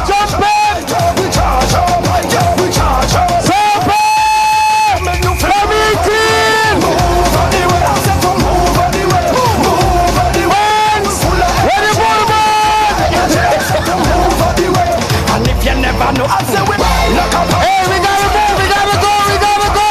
We gotta continue. Oh, I'm telling you, I feel the vibes. I feel the energy. And I got to bring on our sister. Oh. Our sister, Barbuda. Put your hands and help me welcome to the podium Senator Fabian Jones from our sister island, Barbuda. Let me hear you make some noise. Hands look at the tune.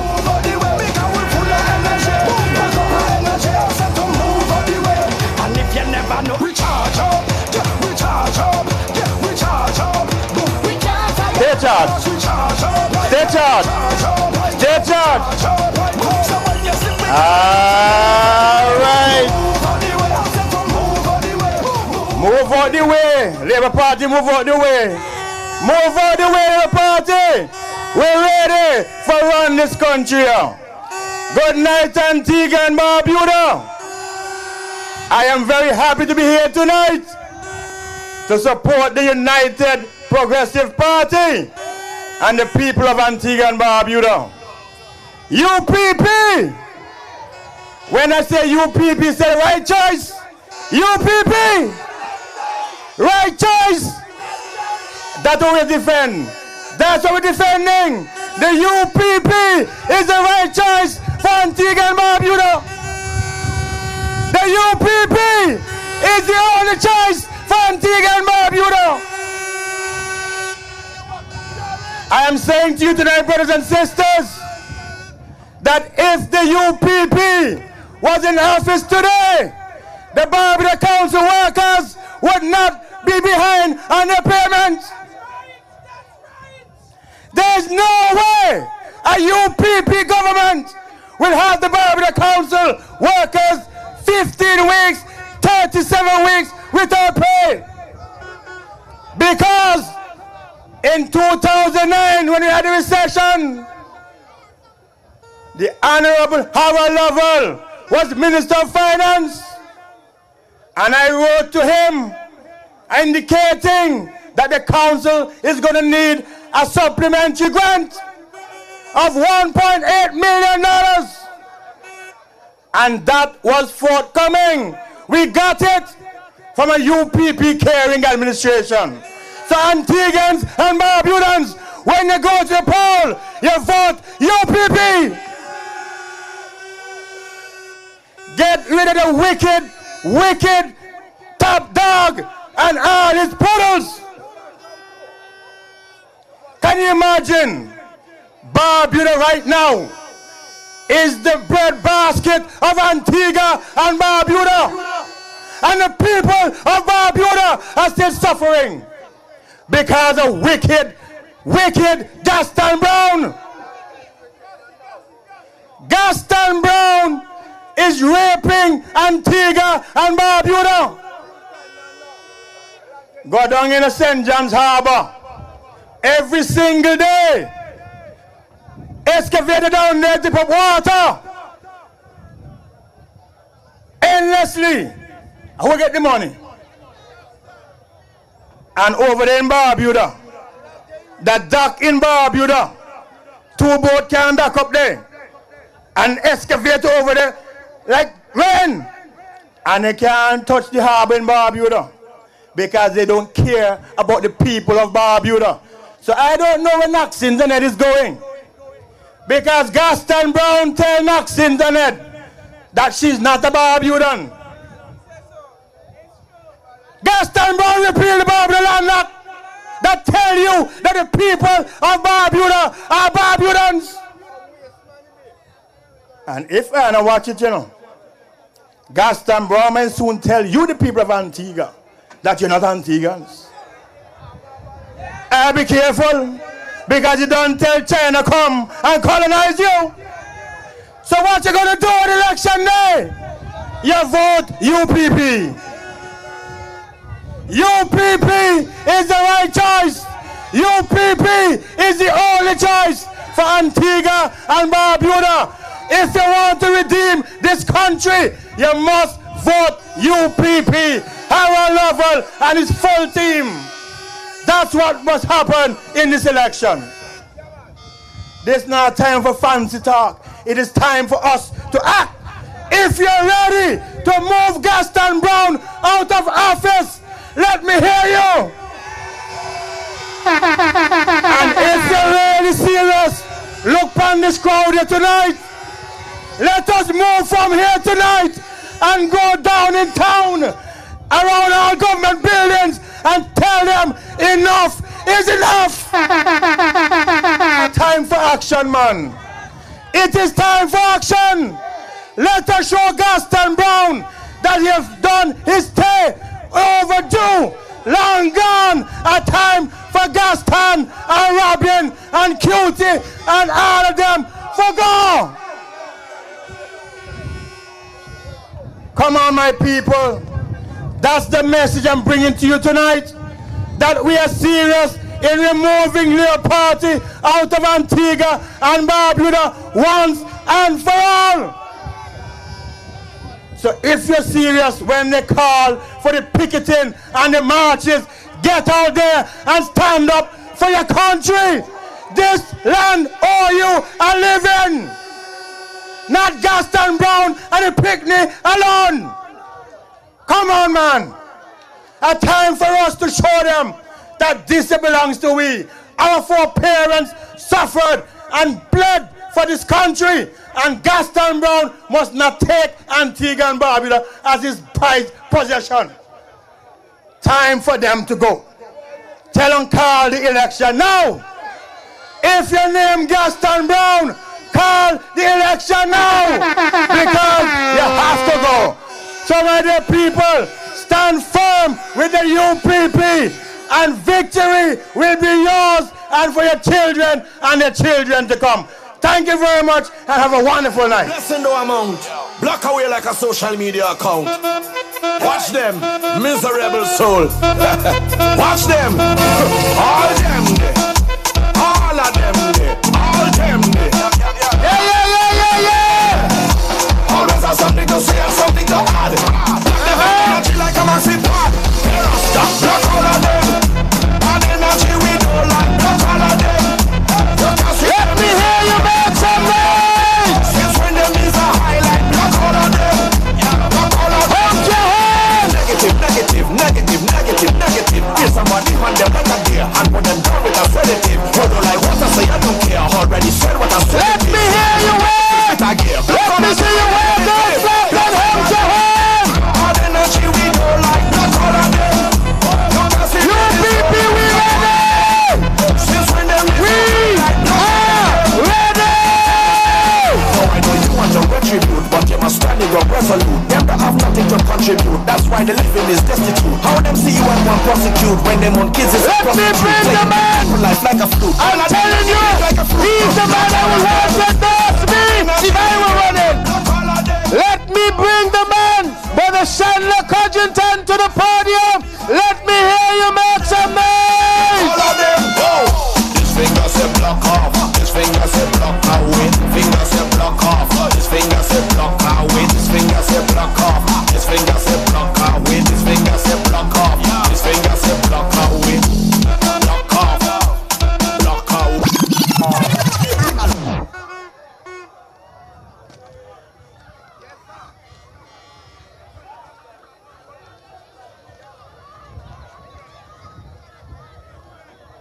I did this for maximum effect. Good night, brothers and sisters. Welcome to the Maverick constituency of All Saints West. Brothers and sisters, I want to declare to you that we are living in serious times. I do not think that you appreciate the serious times that you are living in. But I want to bring you good news, good tidings, to tell you that you are in safe hands. You are in the hands of a new candidate that we are going to usher into Parliament, and his name is Anthony Smith, because Anthony Smith is legit for All Saints West.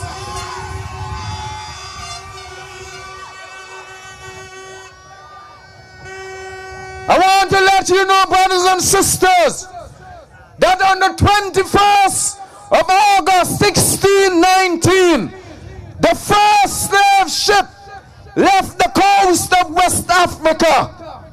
The name of the ship was Jesus of Lubeck. That ship, brothers and sisters, landed in Virginia 400 years ago. Our children,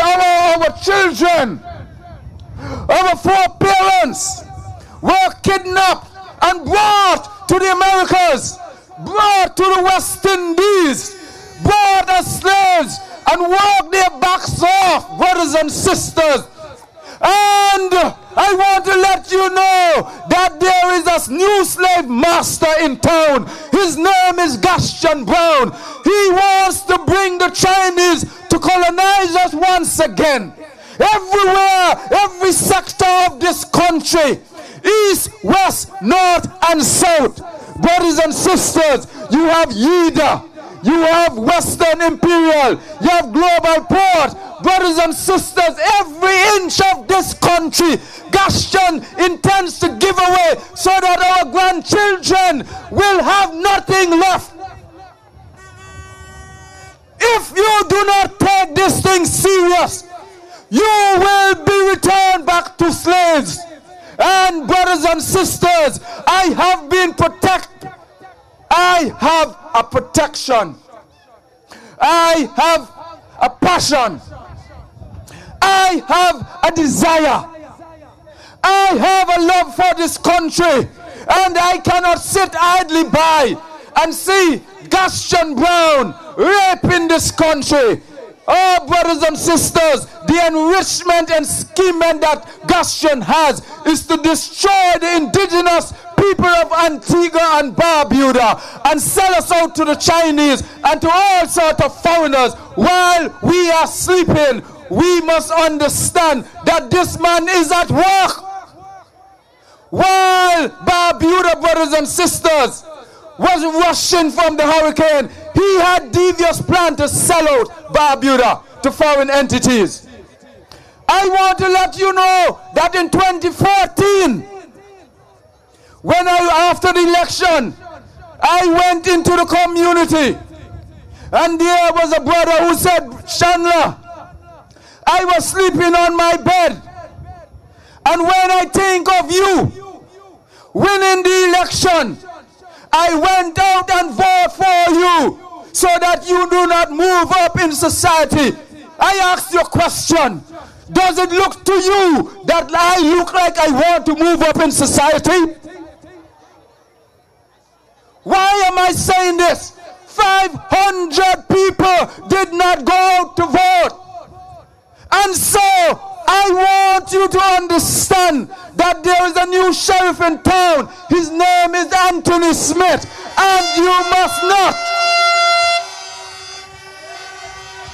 I tell you, you must not be sleeping. If you do not go out and vote, this one that we have, who have raped the financial resources of our children, $70 million for the e-book scheme, $70 million, and our children have been ripped off of the vital education that is necessary for the posterity of our people. I tell you that Anthony Smith is legit, and we are going to put Anthony Smith in Parliament.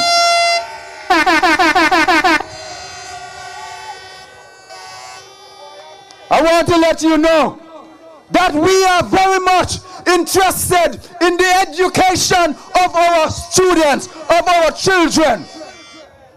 And so, while he is ripping off $70 million from the heartstring of our students, what we have to show for it? Absolutely nothing. brothers and sisters, we must have an inquiry into 70 million rip-off of the educational fund for our children.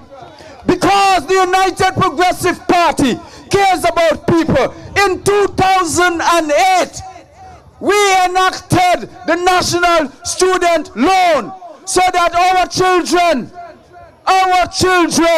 can benefit from the financial resources, from the taxes, from the consolidated fund. We introduced the National Student Loan, and so that my children, your children can benefit. But in spite of our attempt to educate our children, we have people who goes into the scheme and rip off $70 million, broad dollar note, from the educational fund of our children. Brothers and sisters, we must make our redemption by putting in Anthony Smith in All Saints West.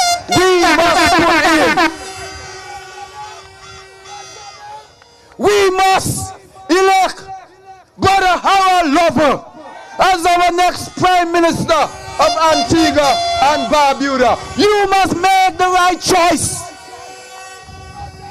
Because if you do not make the right choice, 400 years which is pending will see your children, your grandchildren, your great-grandchildren ushered once again back into slavery, and you will have no one else to blame but yourself. Thank you very much, brothers and sisters. Anthony Smith is legit for All Saints West. Thank you very much, brothers and sisters.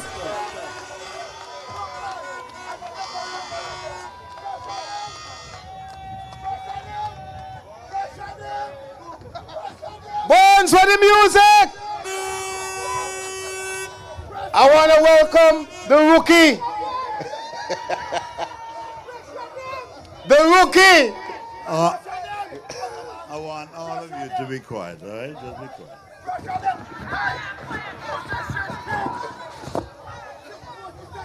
I don't want a nice partner, just easy. All right. I want two of the most beautiful females in the audience to come up here. It's not an interview. Now, I want to have done them. I go done Robin tonight. You sure? All right, partner, let's go.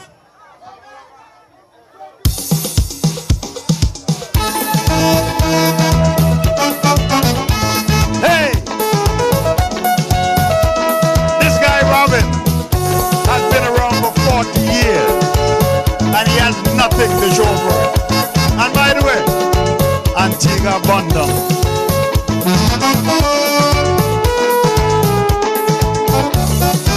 Tell Robin did not come up to this north. He failed the test and he get not. He dig nothing to the table. Half geriatric and disabled. He say he have no, and his push-up that he wearing. After 40 years in politics, he can't show nothing.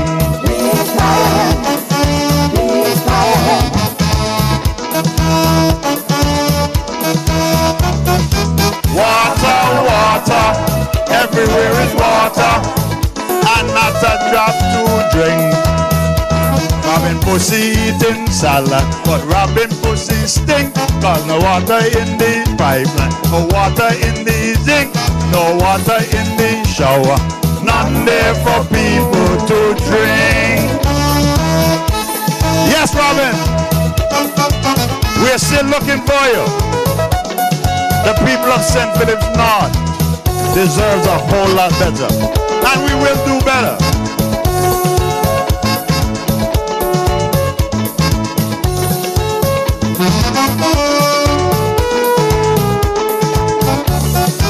Tell Robin the old from St. Philip's North, he failed the test, all he gets is not. Ask them that dirty politician.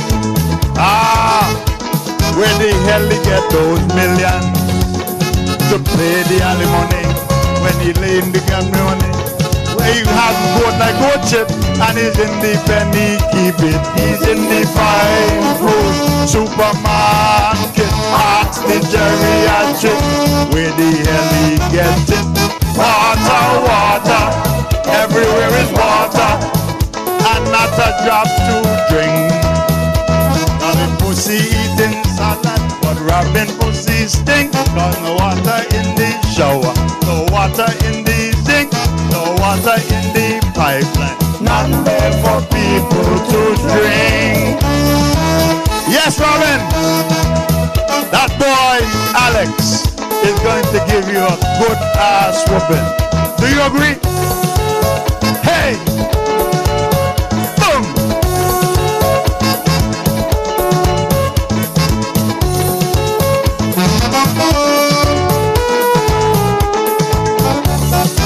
Tell some good that we say resign and stick the cigar where the sun don't shine. Then dry out our treasury and every tank in this damn country. Point people can't get water to out that raging fire.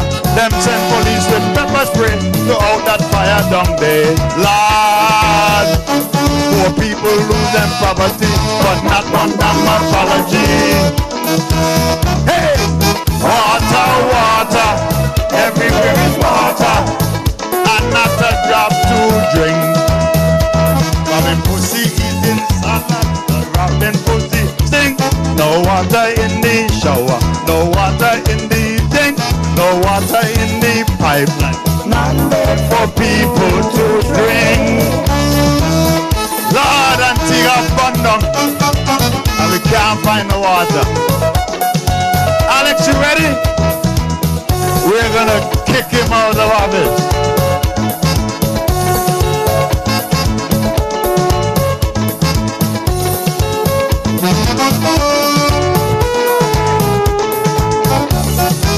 Not this time around, Robin, not this time. He gonna put the whipping of your lifetime. Antigua people done broke the spell. His pee and poo them a smell. Pile it back up and they can't brush. Clothes pile up and they can't wash. Mommy and Papi under pressure and all they have is cry water. Lord, so what you're going to tell us when the water there to brainwash us? Water, water, everywhere is water, and not a drop to drink. Robin pussy eating salad, but Robin pussy think. No water in the shower, no water in the sink, no water in the hydrant. None there for people to drink. Water, water, everywhere is water, and not a drop to drink. Robin pussy eating salad, but Robin pussy think. No water in the, none there for people to drink. None there for people to drink. Yes. Good night. Good night. Everywhere is water.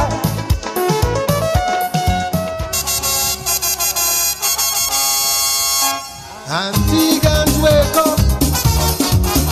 Open up your eyes. Your country needs you. Yeah, yeah. Hope you realize. I am telling you, we're gonna keep the train moving. It's power and authority. Put your hands together. Hump your hands.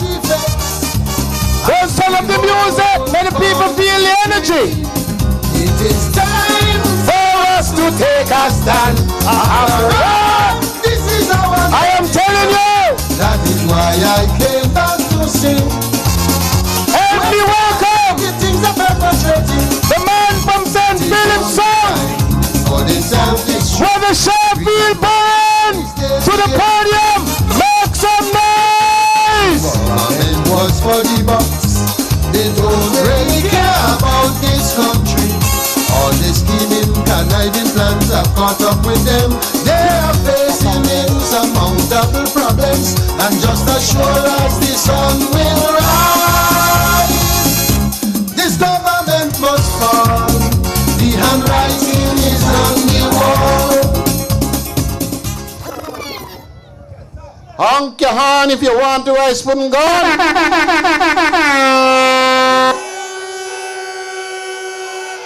I don't think you heard me. Honk your horn if you want to rise from God. Good night, good night, good night, everyone. Tonight, I'm going to talk a little bit about CIP money. Now, we heard it is said that they collect $2 billion over the last 7 years in CIP. $2 billion.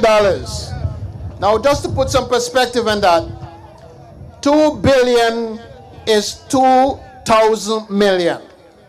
2,000 million. What do we have to show for it? What do we have to show for $2 billion? And we don't know if it's true because there's no audit. There is no audit of the CIP money from which an independent auditor can tell us that they have audited the books and found that it is in fact 2 billion, not 10 billion. There's been no report to the people. There is no official report to the people of what they did with the money. I had an opportunity tonight, this very evening, to take a look at some other countries and what they report to their people about CIP money. And I'm just going to share with you 2 islands in the Caribbean, in the OECS, Dominica. Dominica report like this. In a recent study done by PricewaterhouseCoopers, that's an audit, one of the best line of work, the Dominica Citizens by Investment Program, was praised for 2 good reasons. The funds were put to use recently to better the living conditions of the people. More importantly, some of it was spent battling the effects, the after effects of Hurricane Maria that left the country in ruins. $582 million were used to rebuild lost infrastructure. $582 million. 15 roads were built with CIP money. 19 bridges were repaired. 3 new hospitals. 6 health centers. 15 damaged schools were repaired with CIP money. In Dominica, the report lost housing being rebuilt for the community. It said people have lost their homes, but now the Dominican government is doing its best to give them back their livelihood by using CIP money. So far, 6,680 hurricane-resistant homes are built. 6,680 hurricane-resilient houses were built with CIP money. Did you ever hear anything like that about Antigua CIP money? Did we ever hear anything? Is there any CIP schools? Any CIP wards? Any CIP hospitals? Well, where the money gone? Where the money gone? St. Kitts, CIP report. CIP money in St. Kitts was used for a poverty alleviation program. 4,100 beneficiaries received poverty alleviation relief in St. Kitts from CIP money. Hurricane relief program, supported over 2,000 households in St. Kitts. Government employees were paid honorarium, 1,000 of them. For 4 consecutive years in St. Kitts, they paid an extra month's salary in December to their civil servants. And now they're talking about public sector salary increases. What happened to our CIP money? Where has the money gone? Has any report been made like this? I am saying it is time for us to take their foot off our necks. Take their feet off our necks. Because all they're doing is just taking us to the cleaners. They must take their hands out of our pocket. And we must know what happened to the CIP money, and it must be used for the benefit of our people. $2 billion. None for us, none for the poor, none for people who need it. Do you remember we came through 2 years of pandemic? 2 years. Where was the stimulus? None. Where was the help for the poor? None. But now election is coming, and we hear they're going to give out money. 25,000 they said for repairing homes, water tanks. Where were the help when we need it most? Where were the help when we need it most? Where was the money during the pandemic? And I'm saying to you, that's the reason why we have to vote them out and put the power back in the hands of people who care about the people. We got to take our country back. You have heard all the things they have done with CIP money in Dominica. In Antigua, we don't even have a good working fire truck. We have a series of election fire. You know we have election fires. No water truck, no infrastructure, nothing. $2 billion they say they receive, which might be twice as much. $2 billion, $2,000 million. You take $1 million, 2,000 times. That's the amount of money they say they receive. That's equate to about $300 million every year. Every year for 7 years. 300 million. What happened to that money? You got to be concerned about what happened to that money, because we did not receive it. The people did not receive it. And it is the people's money. So it is time for us as a people to take these people away from the hands of government and to put people who put people first. A change is coming. Change is coming. Everything gone up in Antigua. Everything. The price of gas is the highest in the OECS.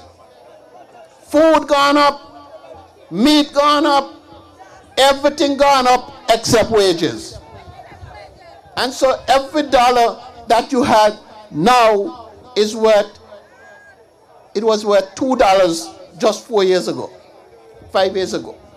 The inflation is rising so high that there may come a time that you take the money in the bag to the supermarket and the goods in your pocket to go back home. That may be the next thing that happened in Antigua and Barbuda. At the pump, gas prices gone. $3. How can they be wicked so? $3 per gallon. Do you know when gas prices goes up, everything goes up after it? Because everything depends on the energy. Everything.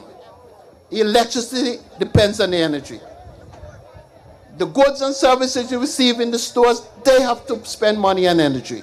So when the gas price goes up, everything goes up. It is time for a change. We need a change. We need a change, and I want to tell you, a change is coming. Over in St. Philip South, a change is coming. We're taking care of the rice pudding man over there. And over here in All Saints West, I am happy tonight to endorse and support my good friend Anthony Smith. Because Anthony Smith is a young man with abilities, and he's going to bring change to this community. He's going to bring change to the community. He's a man of respect, a real man. And we will take the government. Blessings. All the best to all of you. Thank you and good night.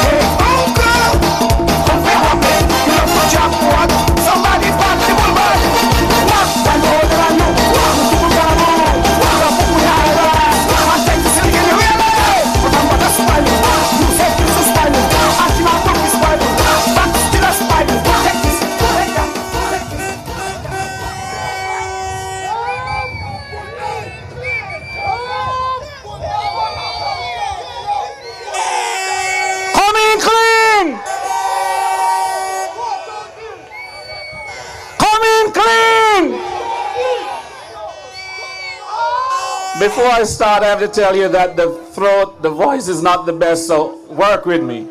Bear with me. Brothers and sisters, the United Progressive Party supporters, people of All Saints West, my good people of St. George, we are all here in All Saints West tonight to tell you that it's time to chase that crazy bald head out of town. We will get rid of the minister of e-books, the minister of pomposity and miseducation, the now demoted minister to fat and happiness. The same way they chased him out of parliament, same way I will chase you out of All Saints West. And so tonight, we are supporting my brother, my nephew, a great young man, in the name of Mr. Anthony Smith. If you're here to support Anthony Smith, blow your hands. Together with the captain and the rest of the Redeemed team, we are taking back our power. We are taking back our government. We are taking back our country. And we are giving it back to the people of Antigua and Barbuda. You, the people, have the power. You are the power. You, the people, can and must make the change that you've been asking for. No one can give it to you. Because at all times, and particularly at election time, the power is yours and yours alone. The choice you have to make. You have Michael Brown and the Labour Party gang that skin up their nose at all you. Look down on you. Cost you if you don't have no subjects. Cost you if you don't have no big job. Thank you, my brother. See where you work? Teamwork. Make the dream work. Thank you, Peter. Yeah. You send them to Parliament to work for you. And all they did was betray your trust. Everything they do is for themselves. You want an example? The minister for this constituency, 2 days after the election, when he's supposed to be walking around the constituency, finding out how he can help each and every one of you, what you do? Jump and play and ganga educate for himself, and as he say, in case you not hire he back again, at least he alright. So what happened to you? What happened to already put he day? Exactly, but I wouldn't say it on the radio. Yeah? I want to tell you tonight, my good people, that what the Redeemed team and you, the people, are facing is dire. These are dark days. Now let nobody fool you. You heard Sherfield just now, and what the different countries, the different territories have done with their CIP. What are we do? Not a thing. What do we have to show for the investment in CIP? What do we have to show for the over $1 billion+ that they collect? Not a thing. Okay? We know they run the treasury as dry as the pipe in your house. You feel it, whether you are a pensioner affected by the late Social Security payments, or a government worker hoping that they start to pay month-end salary on time, so that you don't incur late fees to the bank, etc. That's what's happening here in Antigua.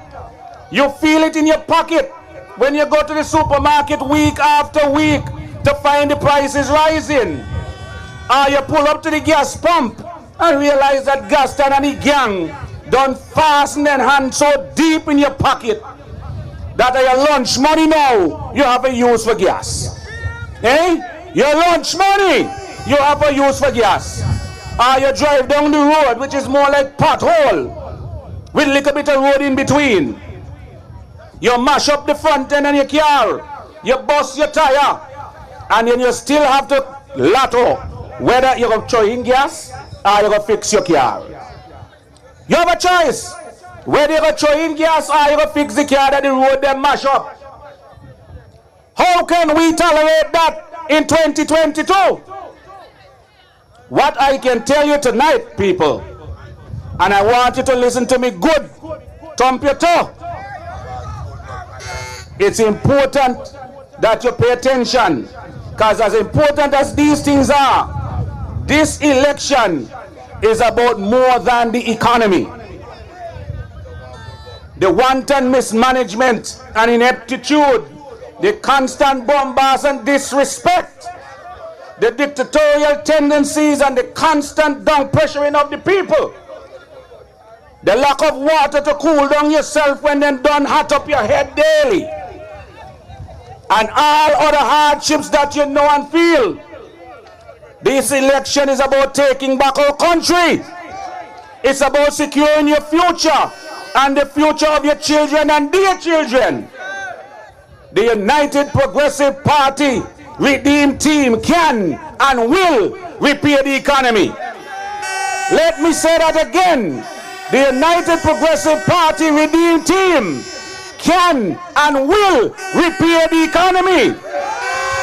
We have the discipline and the expertise, and we did it before, and we can do it again.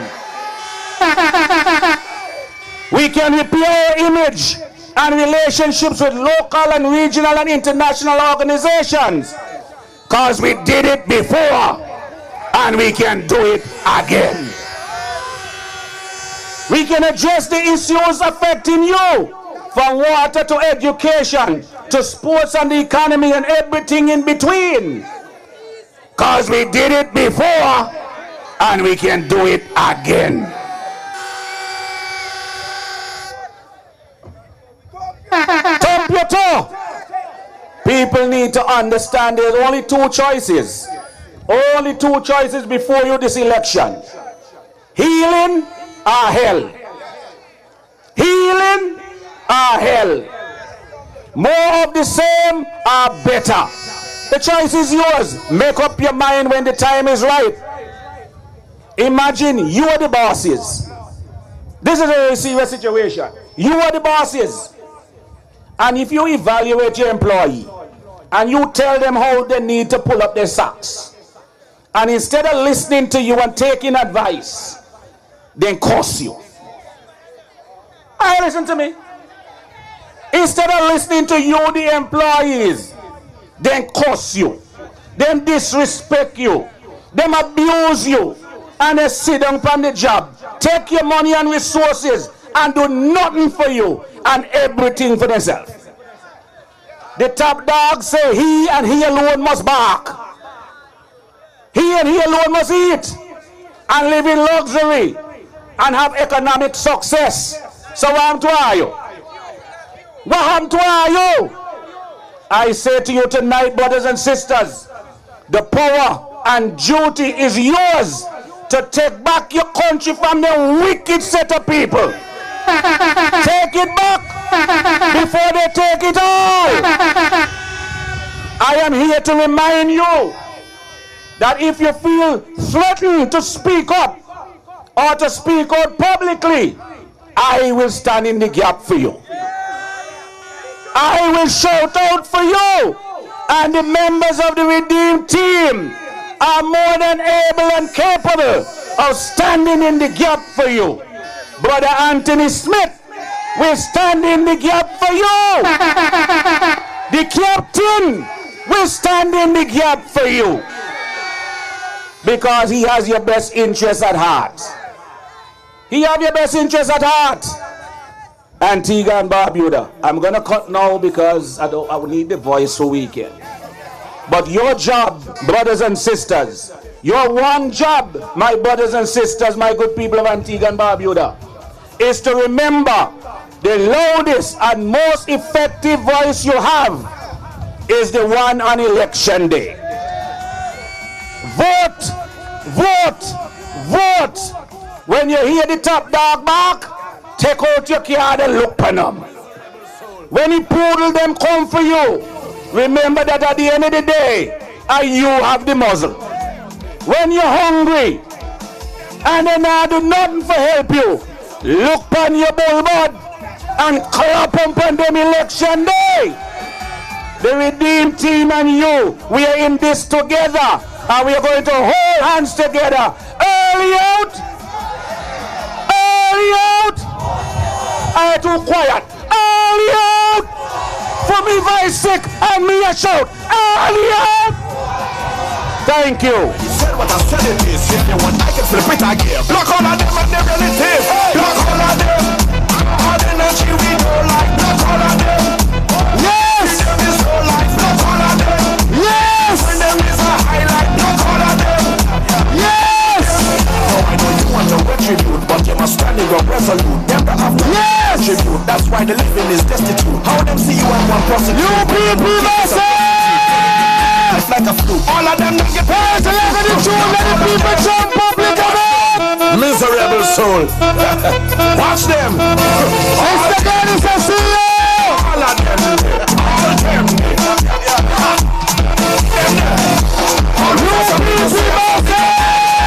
Let them hear you back someday. And energy we know like blood all of them. Just we them is go like blood all of them. Since when them is a highlight, blood all of them. Yes, man, all of them. Always negative, negative, negative, negative, negative. Here's somebody on them like a deer. West,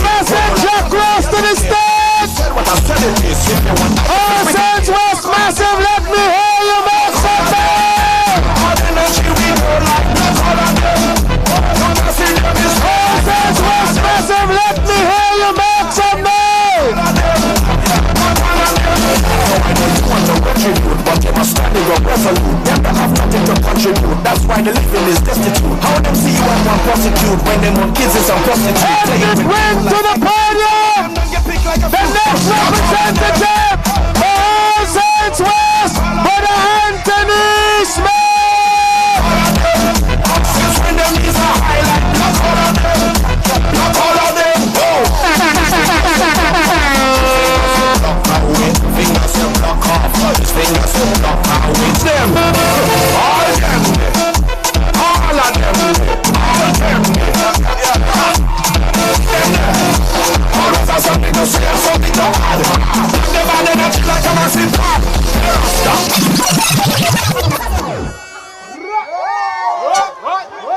I feel the love. I feel the love. Greetings to my wonderful people of All Saints West and to the lovely people of Antigua and Barbuda. I want to say I love you. Greetings to the political leader of the United Progressive Party, the future Prime Minister of this country, the Honorable Harold Lovell. But we are in Seaview Farm, so I welcome one and all to All Saints West. This is my home, and they say home is where the heart is. So All Saints West, you have my heart. I will say it again, we must always stand on the side of righteousness, truth, and honesty. We cannot be like this corrupt and wicked Labour Party. All they focus on is self-enrichment. Wicked set of people. They don't focus on the enrichment of our people. Their self-enrichment schemes have left this country broke. The people of this country, we were left to suffer in this pandemic by a wicked government with Michael Brown and Gaston Brown. They said no stimulus for our people when all other Caribbean countries was giving their people stimulus. This government left their people hungry. They left us carting water on our heads. And it's so bad that even now we can't even have a good fire truck to out a fire in this country. That is a shame. So labor rights, Christian-minded people, independent voters, serious-minded Antiguans and Barbudans, we cannot vote against our own interests. A vote for Captain E-Books, that missing in action representative, that self-enricher, is a vote for this dishonest and wicked to the people Antigua Barbuda Labour Party. It is a vote against yourself. It is a vote against your children and your family's future. When people show you who they are, people, you better believe them. Michael Brown abandoned us for years in this constituency.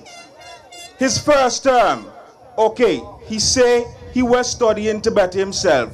And while it is wrong for him to be running the ministry, getting a salary, never here to run that ministry, the people said to him, you know what?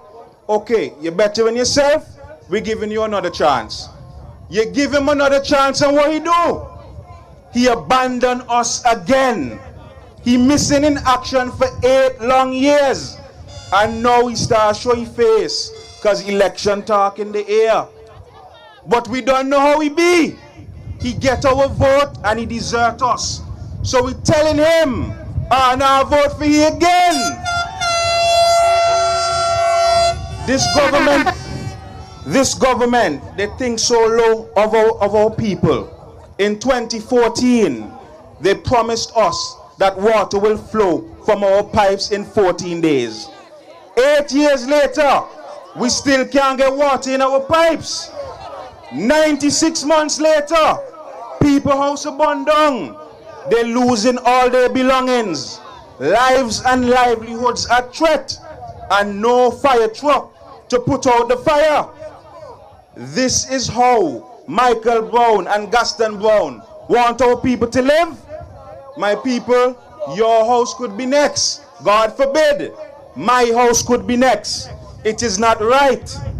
So my labor rights, Christian-minded people, independent voters, serious-minded Antiguans and Barbudans, on election day is one choice. We're voting for Anthony Smith because it's Anthony Smith for you, Anthony Smith for me, Anthony Smith for every single body. This government, they don't love us. They tear gassed our children, our elderly for a peaceful protest. And now again, they want to act like they love us because they look and vote. It will not stand.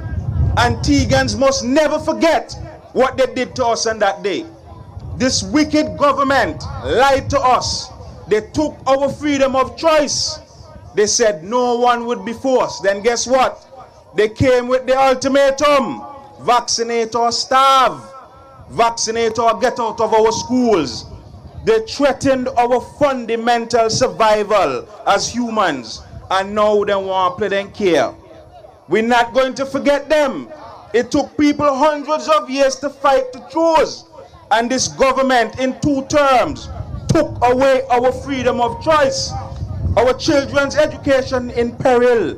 2 years we're in this pandemic. They're suffering with online learning. After Captain eBooks and this government, they spend 70 million plus on eBooks. Teachers are stressed. Parents are stressed. Students are stressed. And I say, it is wickedness of the highest order. And I don't know how some of them sleep at night. Captain eBooks, I hope you listen. Because All Saints West people will not forgive you for that wicked and selfish plan to spend over $70 million on eBooks. Is on your back. My people, real help is on the way. The team to redeem is on the way. Employment opportunities are coming. Consistent running water is coming. Come election day, there's no other choice but the United Progressive Party. The political party to save our country. The political party to build back our country. The UPP is the right choice. Anthony Smith is the right choice. Harold Lover is the right choice.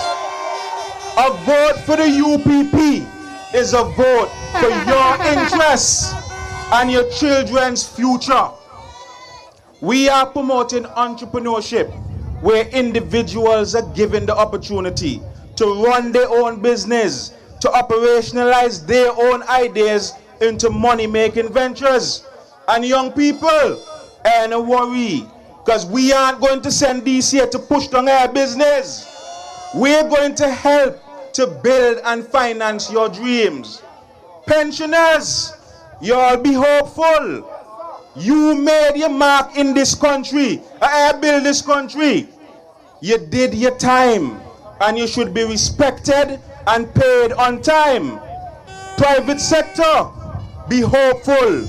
Real strategic help is on the way. We're coming to support you to build a robust economy, to take care of our people. And it's high time we develop our private sector. Because if the private sector is developed and expanded how it should, it will take the burden off of the government and our public sector. My Caribbean brothers and sisters, I want to say, I love you.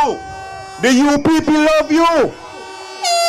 We're coming to support you. Yeah, man. We're coming to support you. We're coming to build a better country for all of us. But if you allow Michael Brown and Gaston Brown to mash up this country, you're mashing it up for you and you're mashing it up for your children. Don't let them fool you with their amnesty. They're going to whoop you with the high work permit fees again. And again, my main desire, it is to provide opportunities for the people in my constituency. I know the hardship that we're enduring now is from them wicked government policies. Yes, there was an economic setback, but Gaston Brown and his government, They are responsible for the wars in this country and the lack of proper development. There are areas in my constituency without running water. Montrula, Renfrew, Clarkshill, Sparta Farm, Freeman's Village. And when I say no water now, I'm not just talking that the pipe is off. They don't have planted pipes. What kind of development is that for 2022? It is not good enough. And I want to tell Jojo Aparicio, I hear his cry on the radio for water. And I'm telling him, with Anthony Smith and a UPP government, we will deliver running water in that area. We must create a path in this country. So even if you start at the bottom of the ladder, you can climb to the top. We must help poor people climb to the top. We must give everybody a chance to succeed in this country. And that is my mantra. And that is what I will be pushing in a UPP government. But you know, I am told at times we have to be careful when we release in our plans. And you know why? Because a bunch of copycats them be. However, I have to drop a few tonight. I want to develop entrepreneurship at a level that our people can benefit and empower themselves. We need to create finance and subsidy for our young people, guaranteed by the government. We also have to educate and train our people in the world of business. And these programs have to be linked to the schools. Our overall educational program must be developed, and the UPP is already working on these plans. We need to create policies in this country to protect young businesses. We must buy local first. So I simply tell you, Kentucky got to buy chicken local before they go abroad. I also want to focus heavily on sports. We need to be playing cricket, football, basketball, tennis, netball, and even baseball in our communities. Although I want us to focus on some senior teams, we have to put the emphasis on our youth. Properly structured programs. Everyone can't work in a bank or run their own business, but there are youths in our community with great sporting abilities that we need to connect to professional sporting bodies. Look, if a player gets a professional contract, we're talking millions of dollars.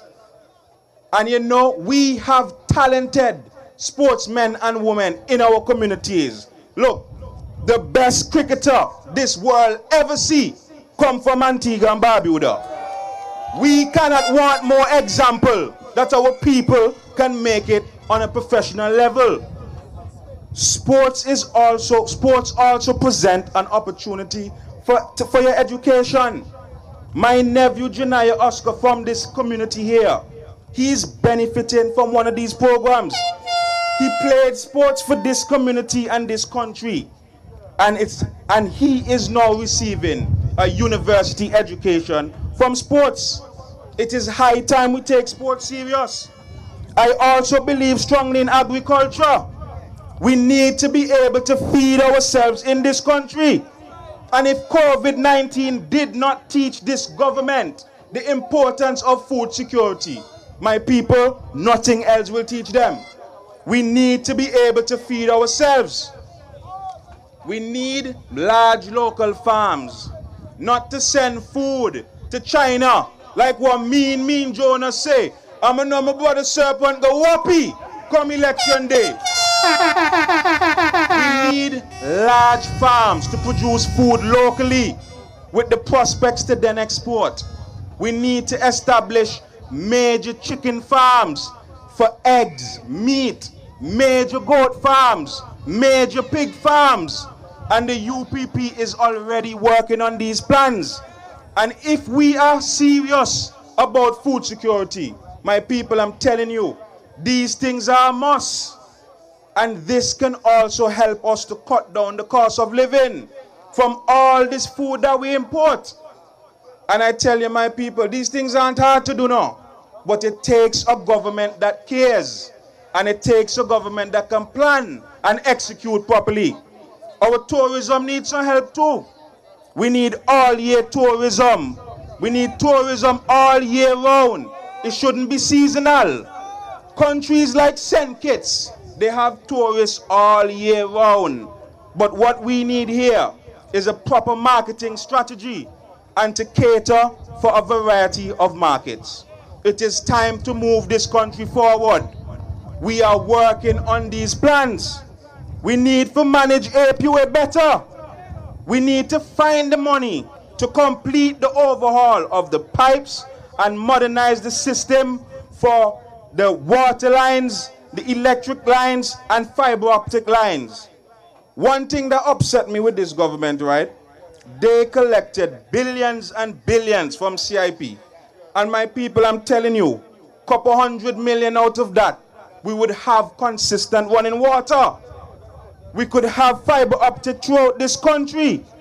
It's joke they're making with our lives and the development of this country, my people. My constituents, I want you to know, I hear you cry.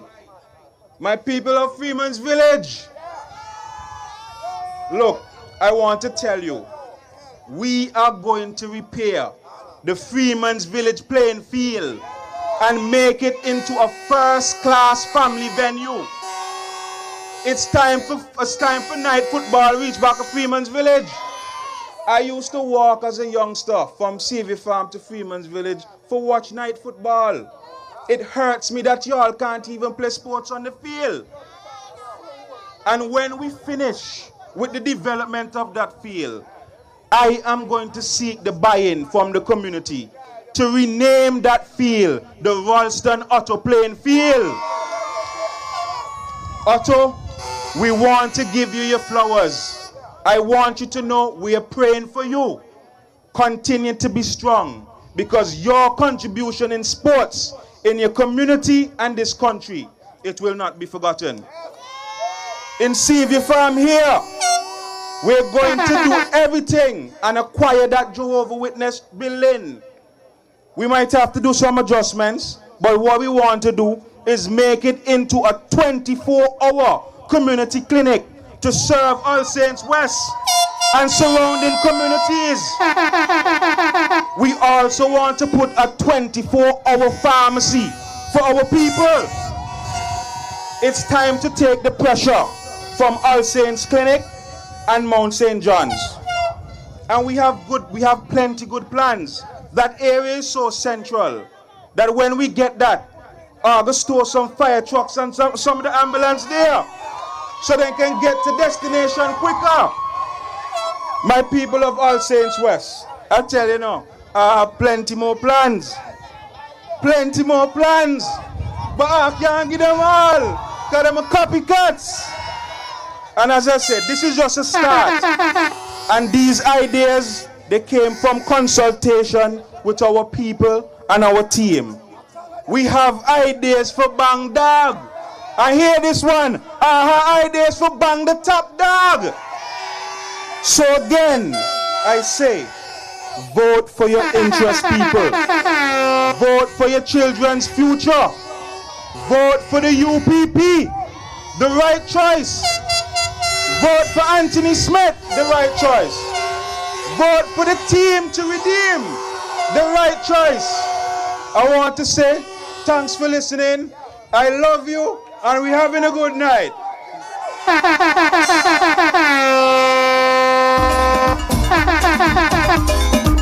Go lover, go. Go lover. Go lover, go. Go lover. Go lover, go. Go lover. Go lover. Go lover. Yeah. Go lover. Yeah. Go lover. Yeah. Go lover. Yes. Go lover.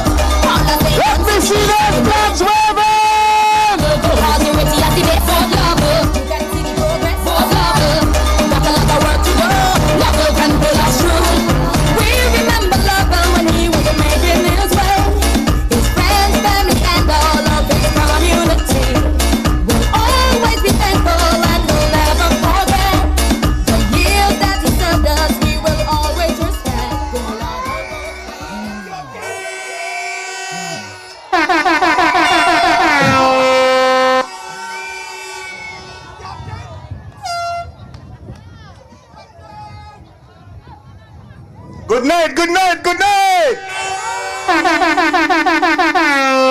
Brothers and sisters, to all our supporters and to all our friends, I want to give a special shout out to all those in the diaspora.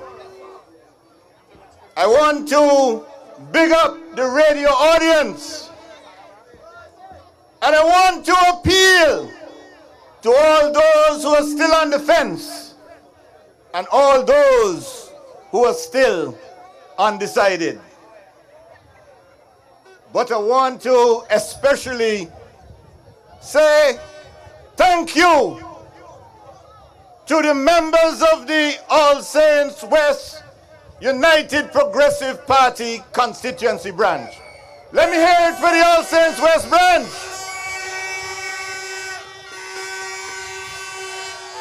Well, I'm very happy to be here. And I'm happy to assure Brother Anthony Smith of our steadfast support, solidarity, and appreciation. I want to also say that I know that many of you might have felt a little disappointed with the last person that came on behalf of the United Progressive Party. I can understand how you feel. Many of you would have put your hope in this person only to have your hopes dashed. But hope springs eternal. And so tonight, we are saying that we have hopes and great expectations for Brother Anthony Smith. I want to say that Brother Anthony Smith, we know him as a young man with ambition, but with humility. A young man who identifies with the young, but who has great respect for his elders. He's a businessman.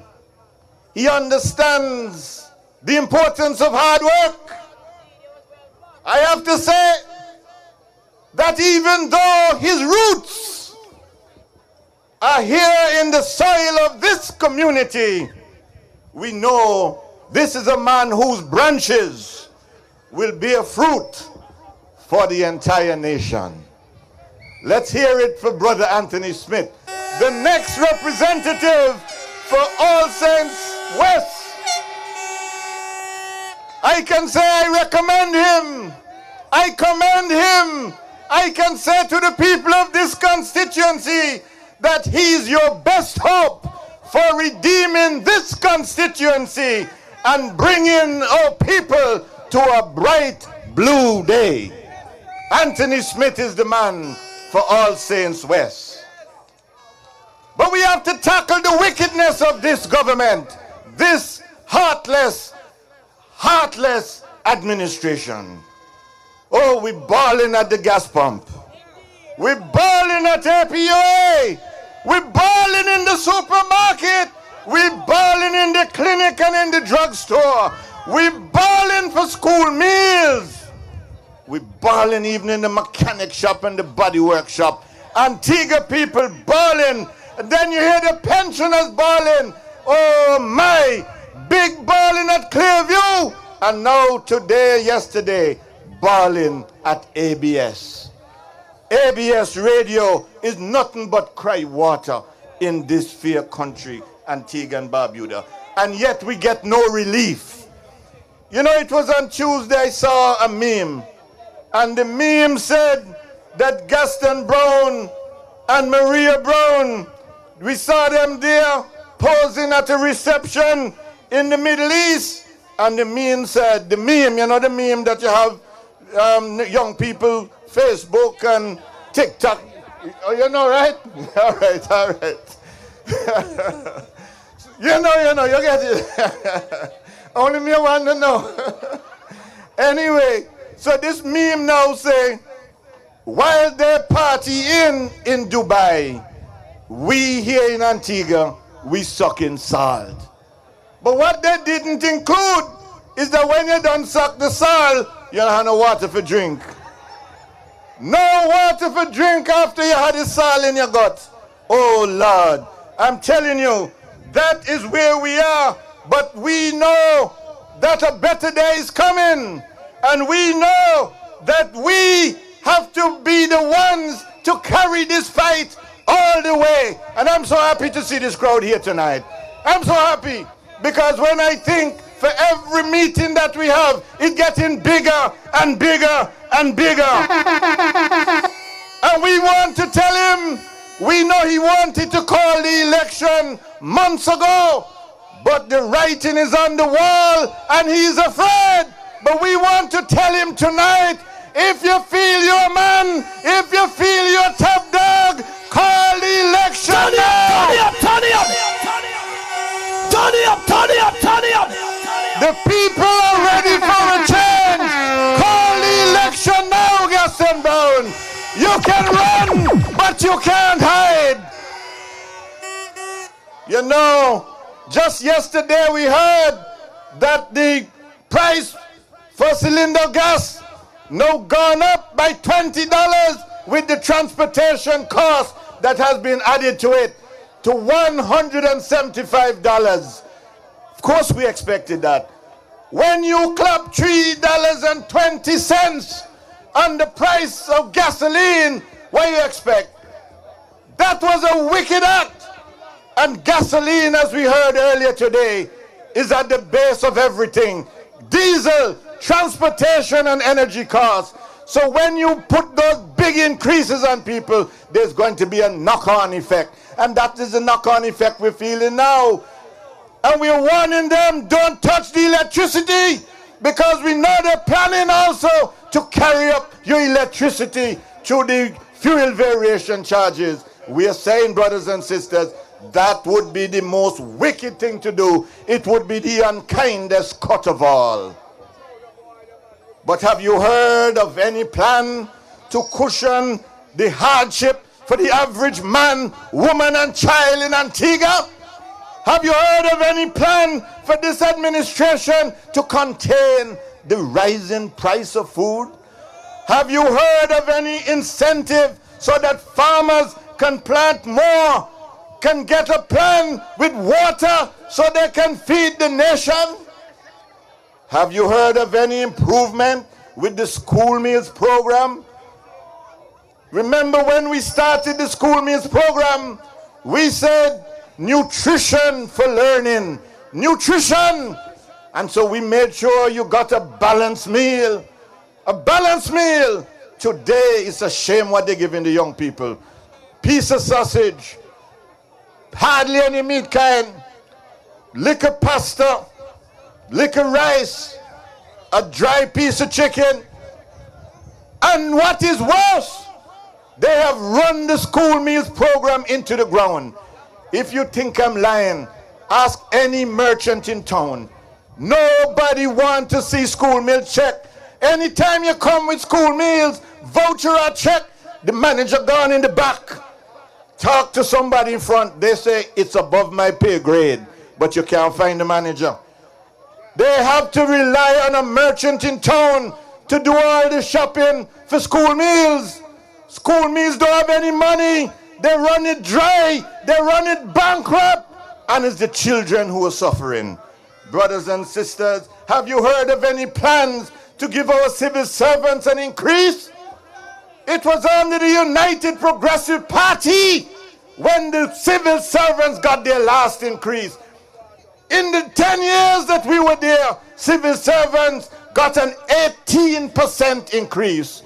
First it was 10 and then it was 8. We gave the Gabatco, the air traffic controllers, a 38% increase. Customs got a 33% increase.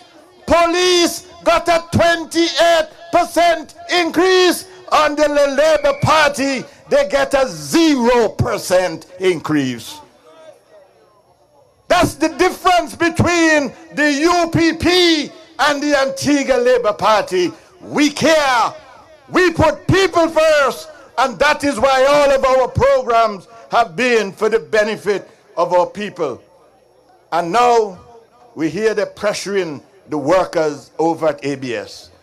They're pressuring the workers at ABS, and you know, they're not even trying to be considerate.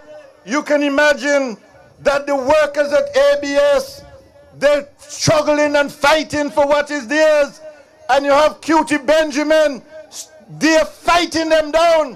When they went to the industrial court, they have now appealed a simple matter to deny the workers of their benefit. They're pressuring people, pressuring people. You have to call Cutie Benjamin the down presser man. Down presser man! That's what they are. They're there to pressure people, keep people down. And I want to tell you once again, don't make them fool you and tell you the water shortage is about drought.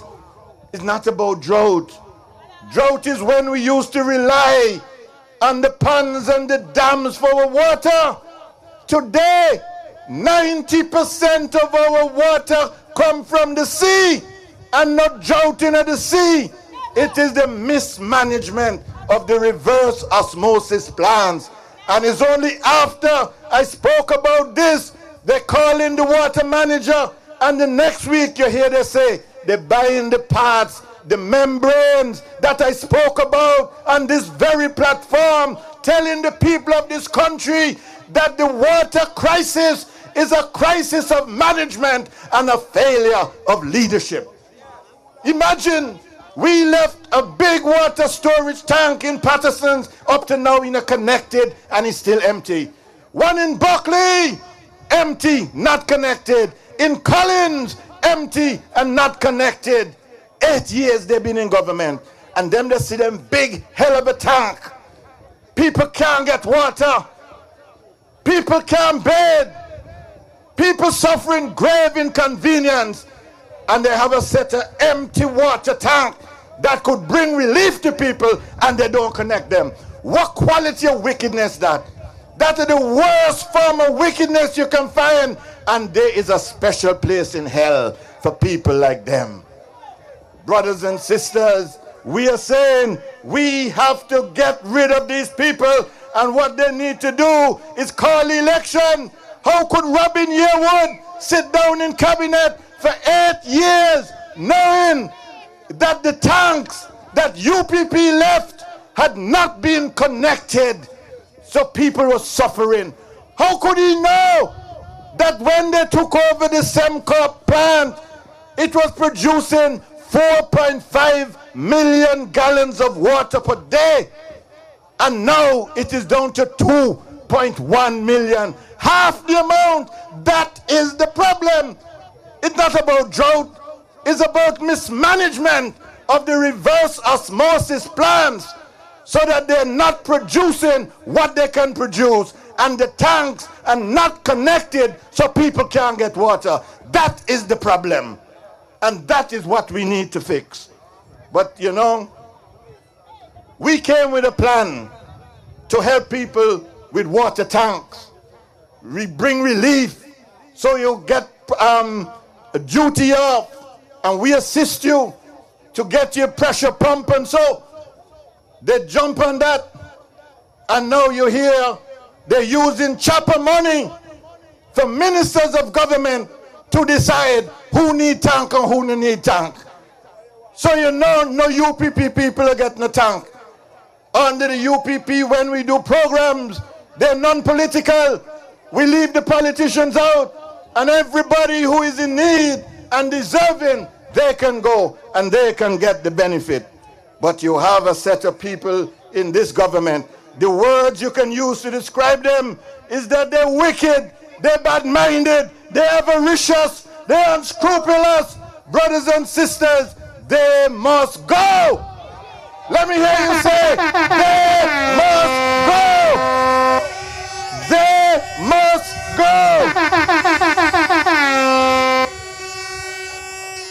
But you know, they have a lot of things that we have put on the table, and they cog them.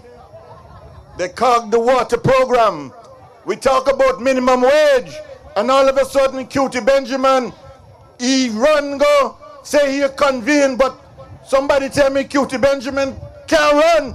So they say shuffle for go bring in the minimum wage committee. That's all they're good for. The rice pudding man, Cutie Benjamin, they need to go on a diet. That's what they need to do. Stop taking advantage of people. But we have another program. We have another program. And I want you to hear this new program that we have in mind.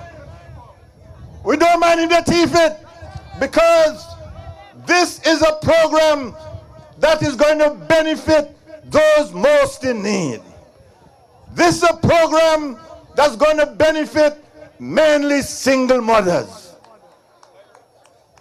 The program that we are going to introduce is a program that we call the MOM program. M-O-M. Maintenance of Minors program. Maintenance of minors, and this is how it's going to work. You know, a lot of us understand that when you have a lot of young people, a lot of young children who are trying to make way in life, sometimes I go to the court and I see the mothers there. Sometimes I see the fathers. Some of the fathers end up in jail for child support. Just last week, a young man came to me. He was trying to get a little help because he owed child support, but he wasn't working. Now, this is a big problem in Antigua. It's a big problem where a lot of single mothers have to take the fathers of their children to court. And I say some of the man of them know what list. Some of them are deadbeat dads. But that is not the point. Because in the end, it's the children who suffer. What we will do under this program, we're going to create a fund called the Maintenance of Minors Fund.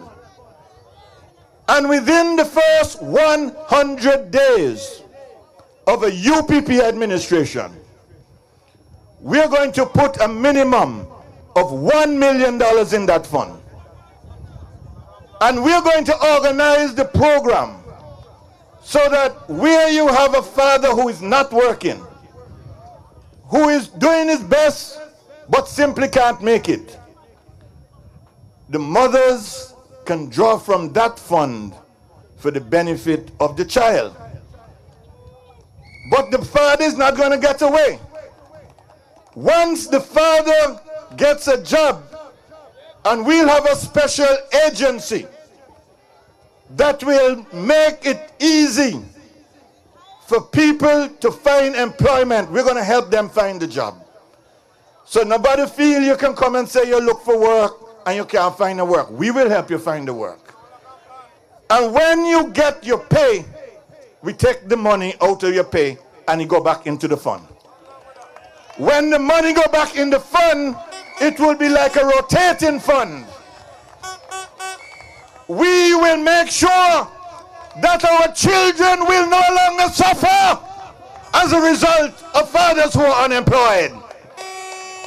And when the fathers get the job that we help them to get, the money go right back in the fund. And we keep that going and ongoing. And it will be carefully monitored. It will be well managed.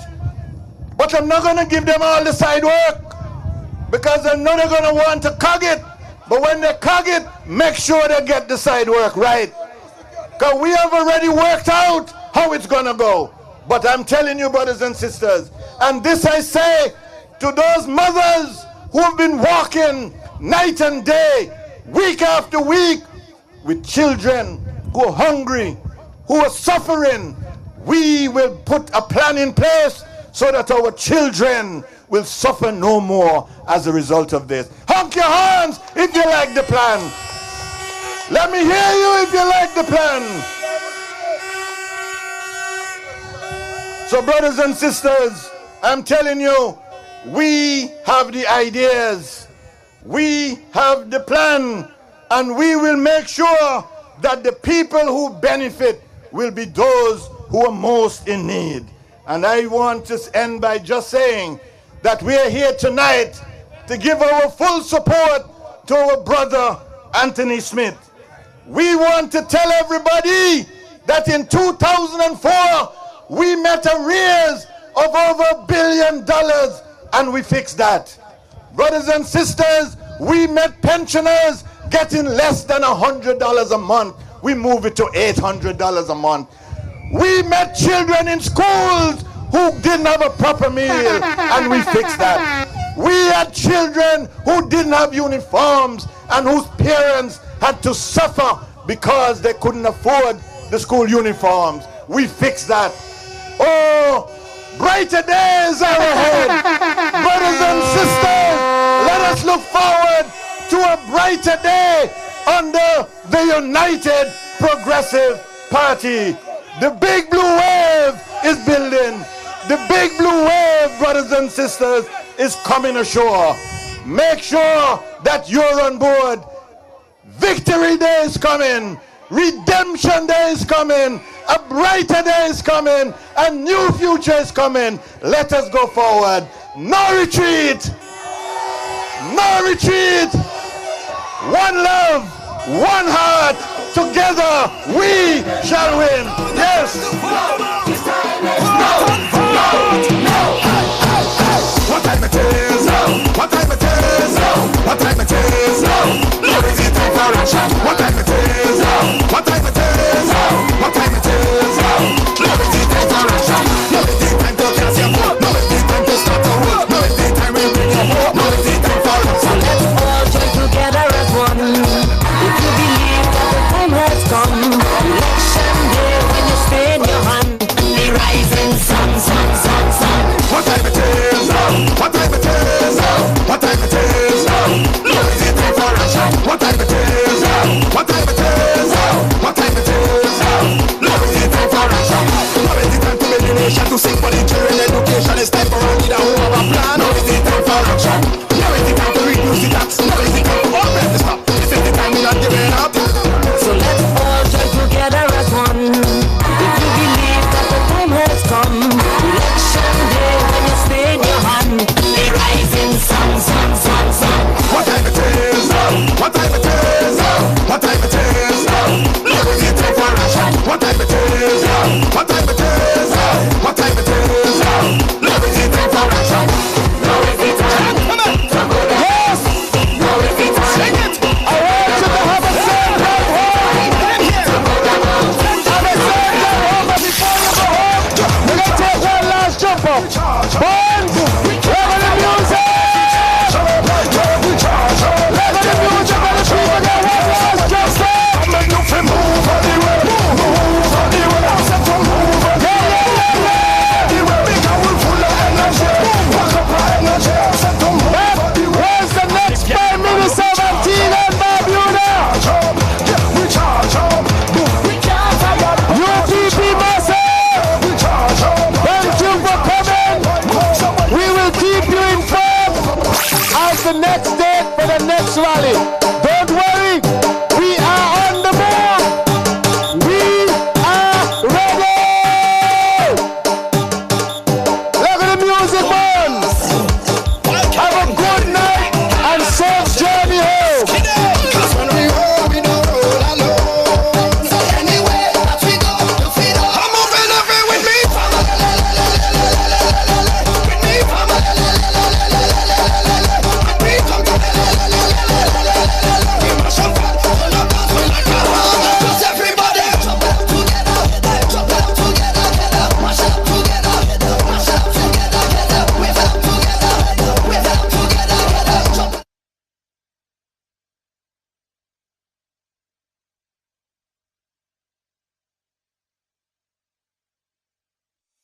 My father died when I was just 5 years old. My mother came from Willikees village. She had 5 young mouths to feed, and she toiled on her sewing machine to make ends meet. She was a strong woman who taught us right from wrong. And even though she struggled, the choices she made put us on the right path.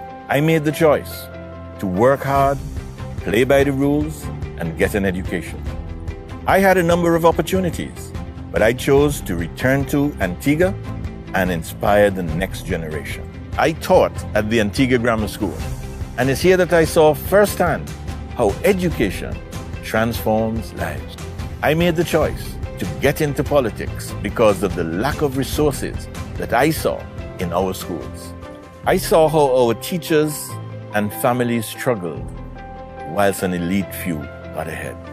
When the people granted us the opportunity to serve in government, we had a lot of work to do.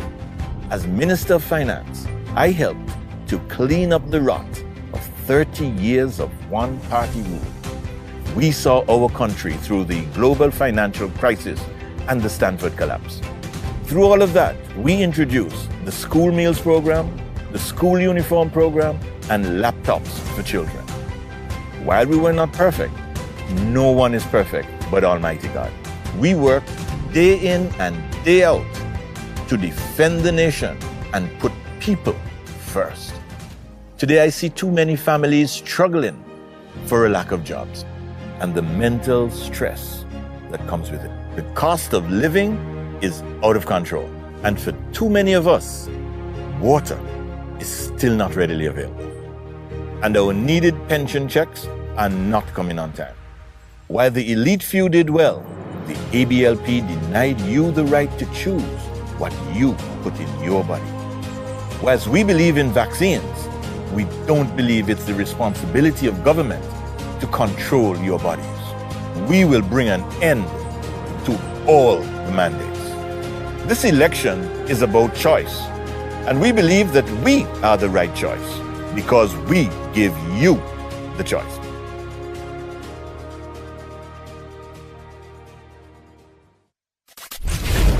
Are you ready? Are you ready? Beautiful people, are you ready to get off your feet and release that blue energy? We'll move to the front of the class and throw your hands up in the air for The Right Rhythm. The Right Rhythm, a weekly musical experience featuring Antigua and Barbuda's top DJs. 2 hours of musical entertainment every Friday night from 8 p.m. on UPP, YouTube TV, and streamed live on all media platforms, as well as Progressive 107.3 FM. It's The Right Rhythm, brought to you by the United Progressive Party. The right choice.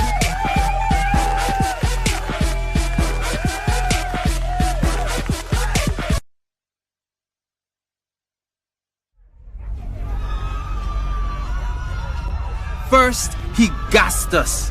Then, he lied to us. We have made it abundantly clear that no one, absolutely no one in our country will be vaccinated if they do not wish to be. We uphold that right and respect it. Can we really trust him not to implement mandates for children aged 5 to 11? Vote them out!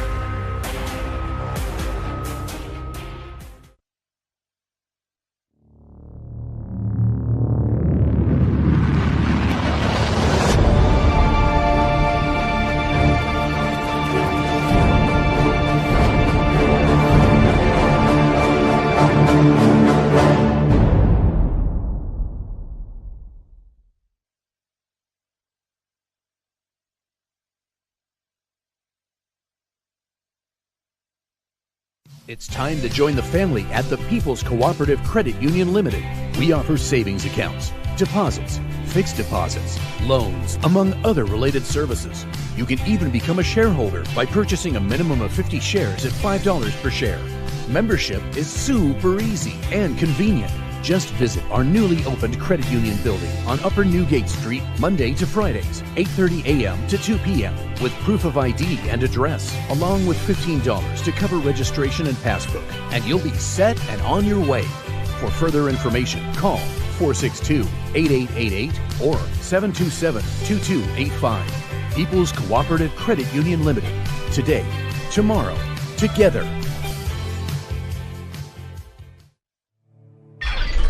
The United Progressive Party. The right choice.